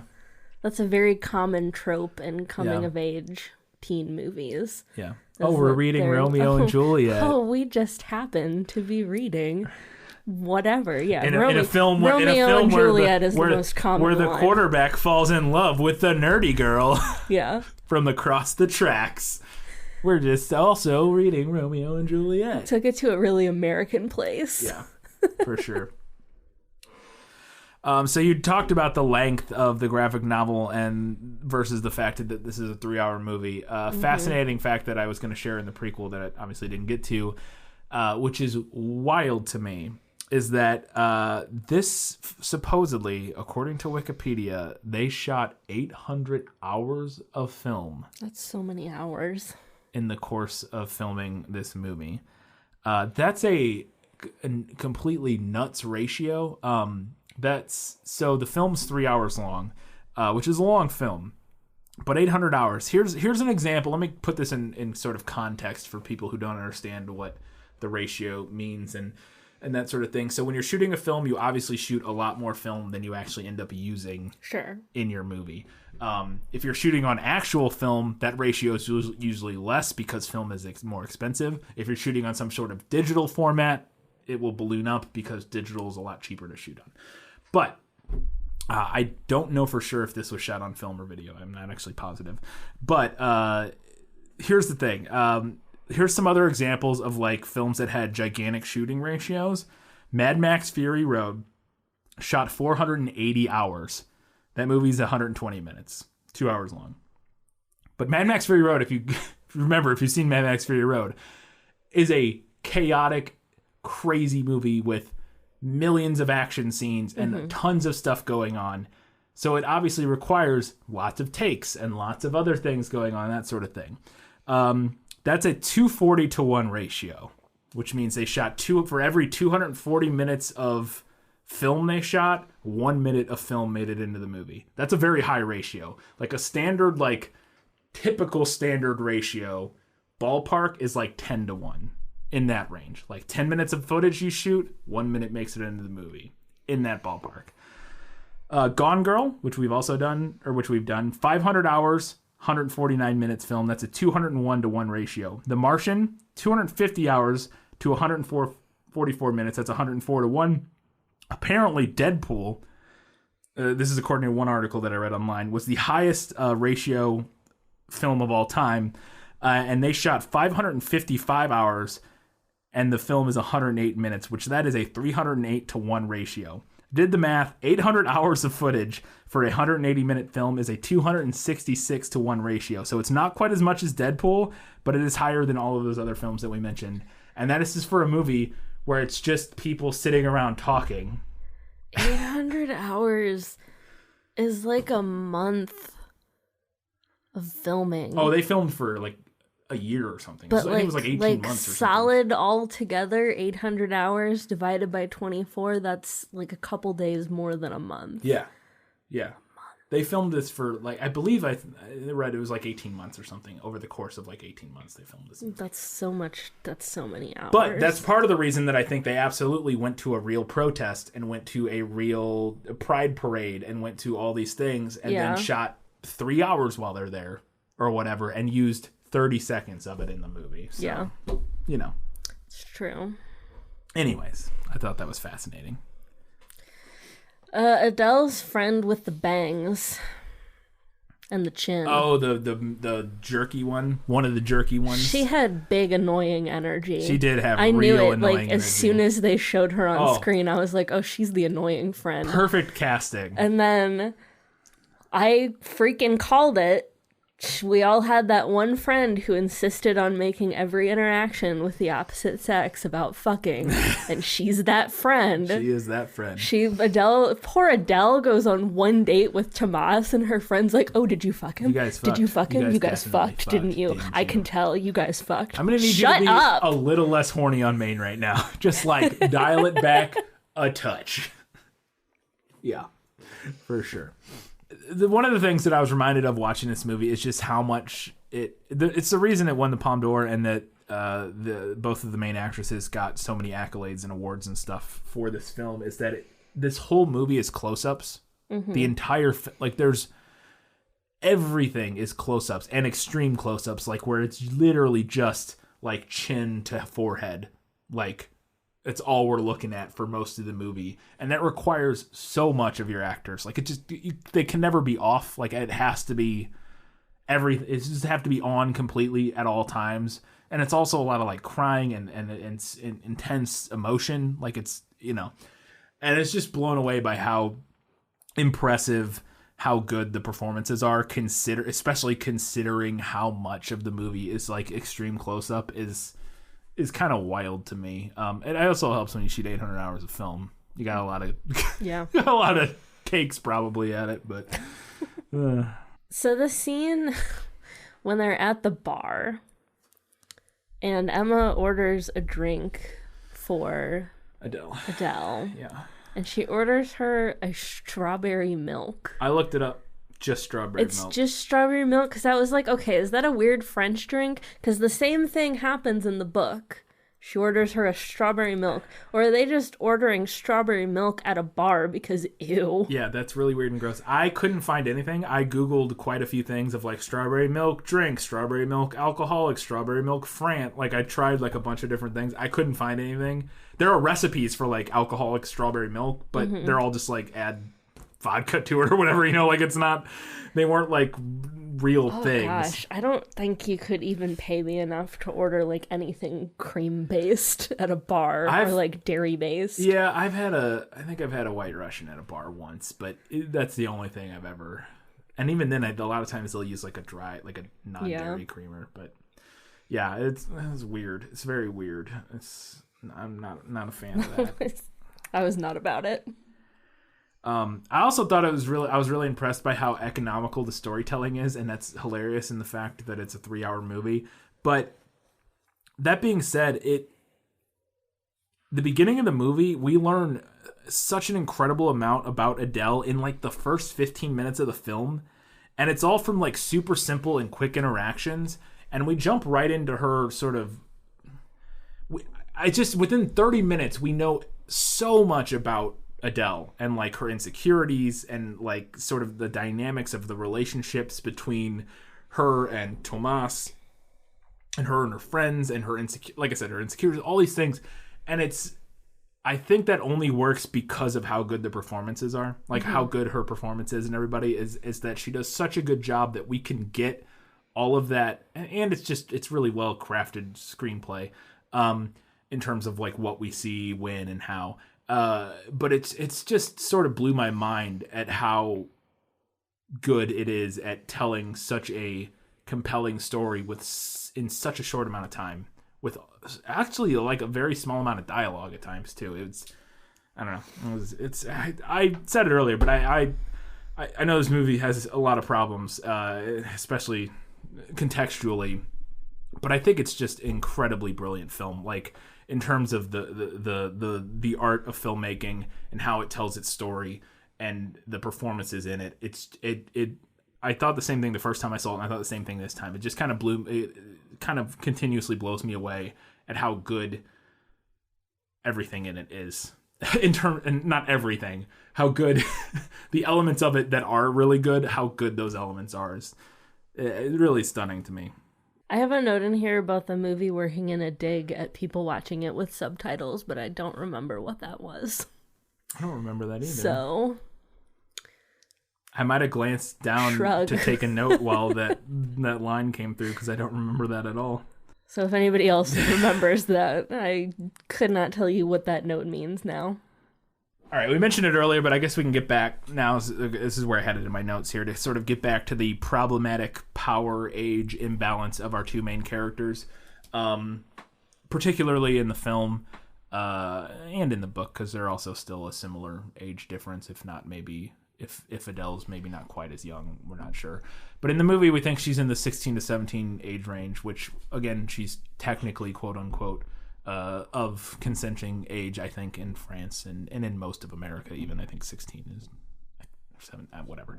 So, but there is definitely, regardless of whatever, like, the legal consenting age is, there's definitely a problematic and uncomfortable age imbalance between and power dynamic imbalance between Adele and Emma. At least to me, it felt that way. Mm-hmm. And it's a story that I feel is common. It's a story element that I think is common in a lot of LGBT stories, or at least it seems to me as a not part of that community. It's a story that I see a lot, is the younger LGBT person being shepherded into the lifestyle by the older, more experienced LGBT person. I mean, I've noted that trope as well. Yeah.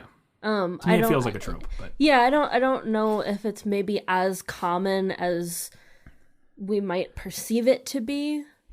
I don't know. I think maybe in like quote unquote straight media it is. I don't. Yeah, like mainstream. Like mainstream. Media, I guess that's what I'm saying is that. But it feels I to me like think that is potentially, a. What's the word I'm looking for? I don't want to say symptom because that sounds bad. No, I think. But I think that's maybe like a natural consequence maybe symptom of a culture where of a culture where younger people are not encouraged to explore that aspect of themselves, where you really do need someone who's already a member of that community and has already kind of figured it out to show you that acceptance, to kind of take you by the hand and like, okay, here are your people. Yeah, and the here's her people thing is one thing. It's when the thing that makes it uncomfortable to me in this film is that if Emma had just shown her this community and was like, look, you can be free, go be a free gay with the rest of us, but she's like, go be a free gay, I'm gonna have sex with you. That's where it feels like there's a potentially problematic imbalance of like, you know what I mean? Like that's to me feels, and I don't know. Again, I got to preface all this by saying that obviously I'm not a part of. It's a community that I don't have any experience in. It's not a lived experience that I know anything about, and so I can't comment on how those power imbalances or what those power dynamics play and how it feels and everything. There's power dynamics in everything. It's complicated, like in terms of consent and all that sort of stuff becomes very muddy in certain situations. It can become very muddy where power dynamics aren't as clear. Whereas again, she has no actual like power over her. Like she's not her boss. She's not her. She's just another person, and they're both of legal consenting age. So by God's graces, go do whatever. Yeah. But there is still, I think, something to be discussed, and I would feel the same way. I think about, at least I think I would. An older woman came up to a 17-year-old dude in a bar and was like, let me, and this is a thing that society at large is like cool with. I'm saying I feel the same way about that, feeling like the weird power dynamic is still there in the same way. Honestly, and I don't know what this says about me, I feel more uncomfortable with it if it's a heterosexual relationship. I agree. Either way. I don't disagree. I actually feel more uncomfortable with it in a hetero relationship because, like you said, going back to what you said earlier, that because of the sort of underground, closeted nature of society in terms of LGBT relationships, that consequence is that they could tend to have. Like, you need a guide. You need a guide and that sort of thing. Whereas that's not the case with heterosexual relationships. It's very common for young people to just, heterosexual young people to just engage in sex together. Like, it's totally like accepted part of society, relatively speaking. So I agree with that it is actually potentially even more problematic in a heterosexual context. I don't know if it's more or less problematic. Yeah. But I think when it is in a heterosexual context, it makes me more uncomfortable. Right. I think there's maybe a louder alarm bell. Yeah. Yeah, I agree. I think you're right in kind of keying into this particular story being less about like Emma being like, let me introduce you to the LGBT community, and it's more about like sex. Yeah. Which, you know, I think the age difference is something to consider. I think that's something that you should take into account when you're thinking about how you feel about this story. Yeah. You know, and whether you land on that age difference creates a power dynamic that makes me uncomfortable, or whether you land on it's not really that big of an age gap and I'm okay with it. Yeah. And I'd be okay with it for another reason, maybe, you know, but I do think it is something that should be considered.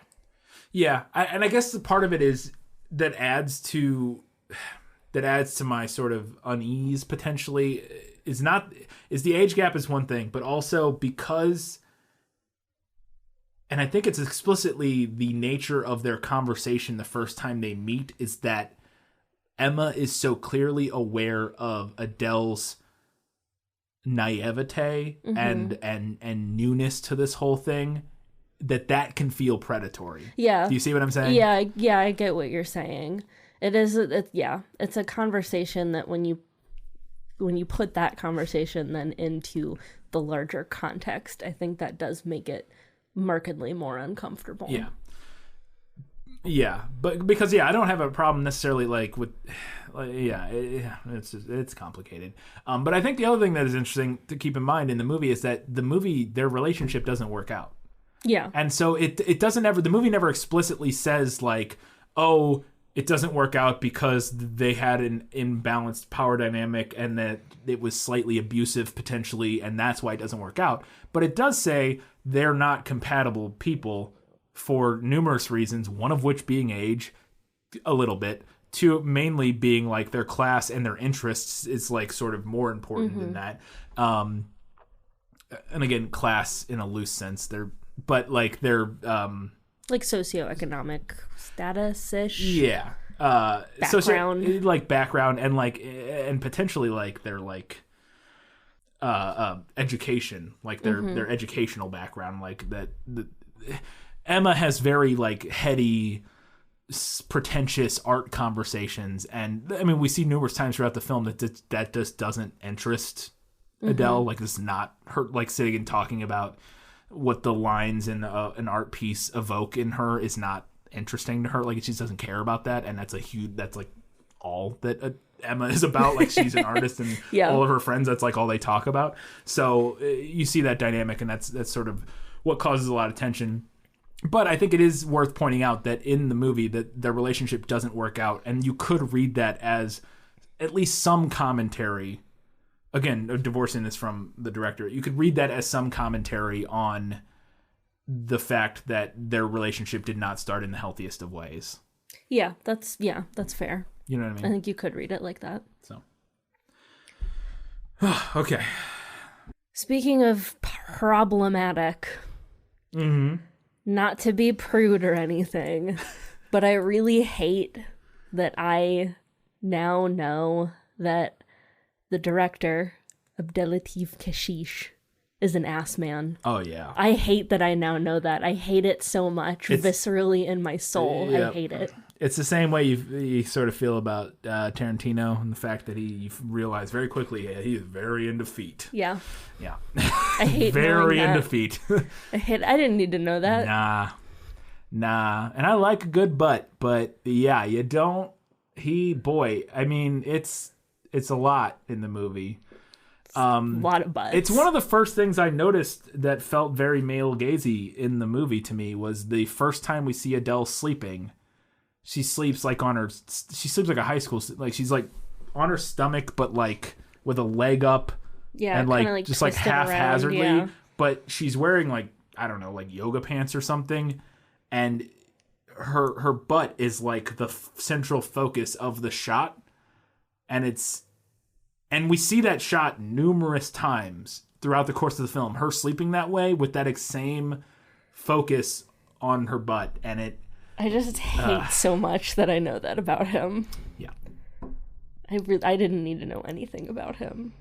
Nope. Really didn't need to know that. Nope. But you know that now. I know it now, and I can never unknow it. And it is one of those things that's really wild, because in the scene, the part where it becomes most obvious is when they're at the museum and every statue is just it's just a butt shot. It's just a butt shot, and it's like, there are other women have other body parts, bro.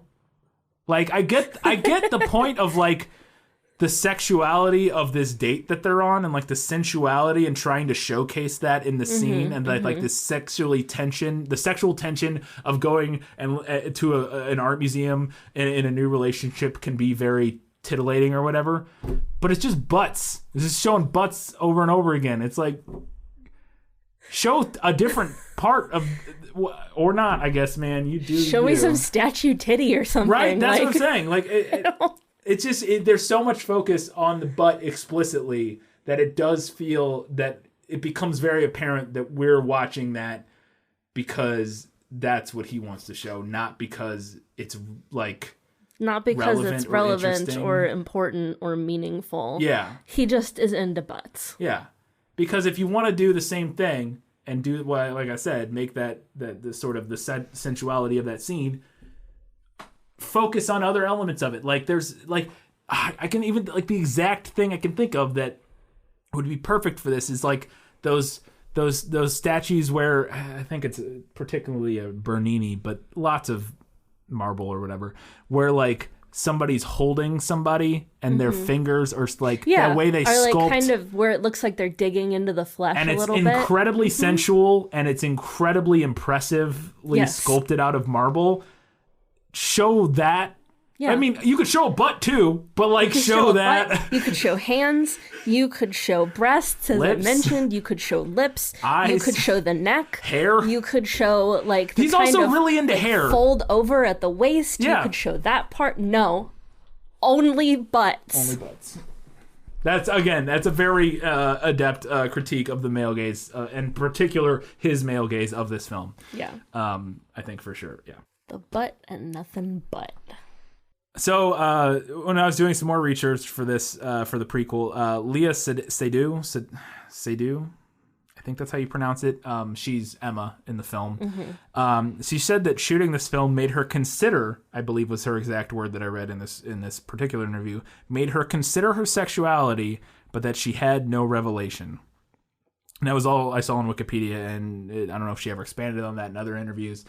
She is married to a man now. Not that implies, plenty of people who are attracted to whatever sex can be married to whatever gender, or that are attracted to whatever gender can be married to whatever gender. But I think it is interesting. I find it fascinating that you could be in a film like this, and especially film the scenes that they filmed for this movie, and go, I had no revelation about my sexuality. I mean, it sounds to me like she questioned it and didn't find anything wanting. So that's fair. And it's also just a very coy way to not answer the question, potentially. That's also like, true. Just keep it personal. Like, it's not, I don't need to discuss it with some interviewer. That's fair. That's totally fair. It's, I don't know. It's interesting to me. I thought the movie did a better job of aging up Emma than it did Adele. We talked about it a little bit. I get that it was easy to just take away the blue hair. Yeah, and give her like a more slightly, like a shorter, more professional like a kind haircut. of older looking haircut. Yeah. But Adele basically doesn't change, like, at all. And they comment on it numerous times about how, like, oh, your hair's different. And it's like, is it though? It's like, oh, she's wearing it down now. Yeah. All right. That's a pretty lazy change. And it's not even that different. Like, she just has it back, but it's still like the same flyaway, Yeah. carefree mess in the front that it has been the whole film, where it's just like covering her face and like, you know, it's that like care. That's the other thing that I could tell. Watching it, I couldn't help but feel that shot in particular of her sleeping. I could just feel how gross the director was in that moment, because but I think there's something there he was going for in terms of like, even when she's sleeping, like she's so, I think it's a very shitty masculine weird thing to think, but I think he was like, oh, she's so effortlessly sexy that like, that's why her hair is always a mess. That's why she, you know what I mean? Like it's that fucking gross, like, I don't even know how to describe it. I feel like what you're getting at here is that if this director, instead of being a film director, were a novelist, he would feature frequently on the Twitter account Men Write Women. Yes. Yeah, and the word pert would be in many of his books. But it's that, which there is something captivating, and there is some truth to the idea of people who are like effortlessly attractive and why that can be so appealing. Like I can get what I think he was going for, but there is still something about it that feels very gross in the way it's portrayed. And I think part of that for sure is that the character that I can feel him describing that about, or that I can feel him choosing to depict in that way, is a 16-year-old high school student. Like Yep. Yeah. I only have one more note. The last note is also about the director, kind of.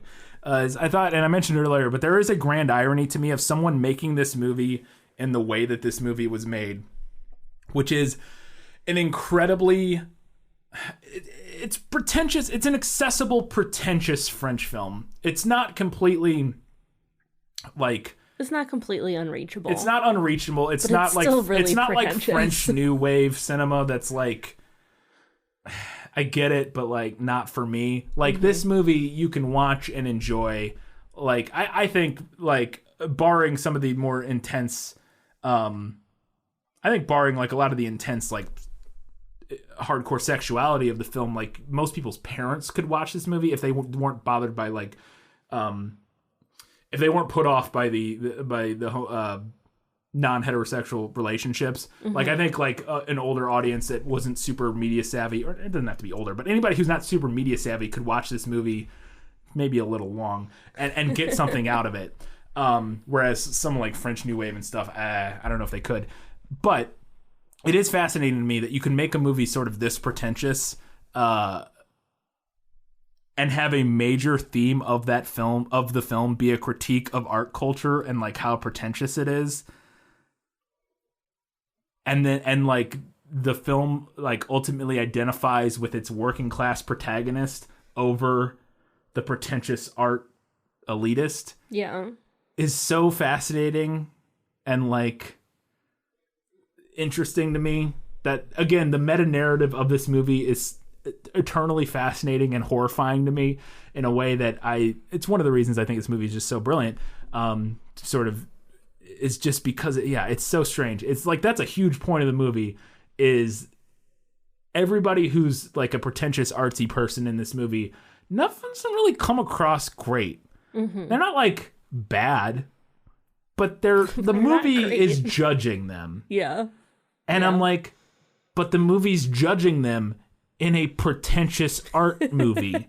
It's wild. It's super wild, and I love that weird irony. It's French, very French, that irony is, but I like it, and I could appreciate that. It's one of the other things I love about the movie. All right, so my last note here. This is the pettiest complaint that I think I've ever had about a book. There are several scenes in the book with characters crying, as there are in the movie. And it would appear that I mean, this is the only French graphic novel that I've read, but it would appear that the convention is to indicate that crying with boo-hoo, B-O-U-H-O-U, written in giant letters throughout the frames. Boo-hoo, boo-hoo, just splashed across the frames. I'm so sorry. I could not take this seriously. Yeah, that I can... You have to share that too. Yeah. Boo-hoo. But French. Yeah. Boo-hoo. Boo-hoo. Boo-hoo. Boo-hoo. Cry. The subtitles say it's the little asterisk. Cries in French. Close asterisk. Yeah. That's great. All right, let's do it. It's time for the final verdict. Now, are you ready for your sentence? Sentence? But there must be a verdict first. Sentence first, verdict afterward. All right, strap in. I'm about to go off. Back up from the mic. So anyone who's read the book knows that there's a major plot change that I haven't mentioned that yet. And I held off on that because I wanted to discuss it here. Adele, I'm going to continue to call her Adele. It's Clementine in the book, but we're going to continue with Adele. Adele is dead at the end of the book. Whoa. Technically throughout, since the frame story is Emma reading Adele's diaries after she's passed. But in the book, after the girls break up, it's revealed that Adele has developed a prescription drug problem.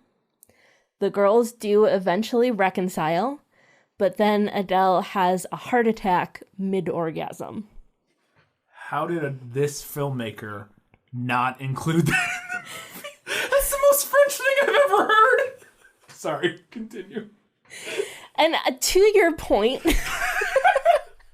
I am really, really glad that he did not try to tell that story. I think that it would have come off as terrible and maudlin and just awful. But in the book, it works.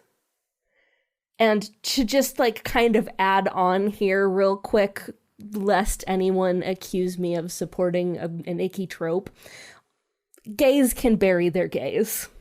Okay? That's an exploration of trauma. It's not a trope. It's a trope when straight people do it. Just get that one thing cleared out right now. And I think that brings us to the biggest, most sweeping change that was made during the transition from book to film, which is a change to the story's very core. Blue is the Warmest Color, the movie, is a coming-of-age story about a girl who falls for another girl, and that ends up being a big part of her journey. But now, we talked about this a little bit last night, and I think you might be right. I think you could replace one of the girls with a boy and change a few of the scenes slightly, and it would still basically be the same movie. Her sexuality is the point, but it also very much isn't. In contrast, Blue is the Warmest Color, the book, is a queer story, lesbian story, gay story. I know not everybody likes the word queer. I like it as an umbrella term for kind of that nebulousness that you can often find with sexuality. But whatever you want to call it, it is that story. And everything in the story is colored by Adele reacting to other characters and situations, reacting to her sexuality. After the fight with her classmates, she tries to ignore her feelings a long time, but she can't. She is disowned by her parents, which is something that she is never able to grapple with, and ultimately that takes her down a path that she can't return from. The reason in the book that Adele and Emma grow apart is because Emma is political and outspoken about her sexuality, while Adele prefers it to be something that is private and intimate. This is a story about a girl who tries to discover her authentic self, but is ultimately crushed by a world that just won't allow it. And now the film might be a lauded work of problematic art. That's great. But if I'm given the choice between that and a story that is told by an authentic voice, I have to choose the authentic voice. And for that reason, I'm giving this one to the book. All right. That's going to do it. I don't have anything to add. I'm not going to even try to. As always, you can do us the giant favor going to patreon.com/thisfilmislit and supporting us for however much you want. You get access to different things at different levels. But you can go check that out at patreon.com/thisfilmislit. You can also do us a giant favor and give us a review. Go to iTunes and, or not, is it still iTunes? I don't even know. I think it's Apple technically Podcasts, Apple whatever. Podcasts now, but go give us a 5-star rating and write up a review on whatever Apple Podcast thing or whatever. That's a huge help. We're up to 70 ratings, which is not bad. So, and then we have a 5-star rating. Ooh. We had 1 4-star review and then 69 nice 5-star reviews. So yeah, that would be super helpful. You can also follow us on all of the social media, Facebook, Twitter, Instagram, Goodreads. Yeah, I think that's it. Yeah, that's it. And Katie, what's next? Up next, we are going to be getting started on our summer series. This is it. And if you're following us on social media, you already know what we're doing by the time you're hearing this. Oh, no, you won't. No, you won't. I was just about to say. Oh, shit. We will be putting out because we're not announcing it right teaser. now. Oh. We'll be putting out a teaser tomorrow. Oh, snap. On our social media that will definitely tell you what the summer series is going to be. We're both really excited about it. I already started reading it. We cannot wait to share this journey with you guys. It's going to be very exciting. We're still figuring out what exactly we're going to do for it, because for our other ones, we've had differing levels of... we've both read all of them. So our previous summer series were Harry Potter and Lord of the Rings. We had both already previously read both of those. In this particular instance, that's not the case, but we are both reading them this time. One of us is rereading, and the other one is reading for the first time. And yeah, so you can look for that teaser tomorrow. I think it's going to be exciting. We are, like I said, going to try to come up with something, a sort of different spin or some segment to kind of augment like we have had in our summer segments or summer series where we've had a guest host or guest questions. We're going to try to figure out something. Mm-hmm. We may not. It may just be us sitting here talking about this series for 3 hours per episode. That'll be fine too. I think people will enjoy it because it's a saucy series, for lack of better.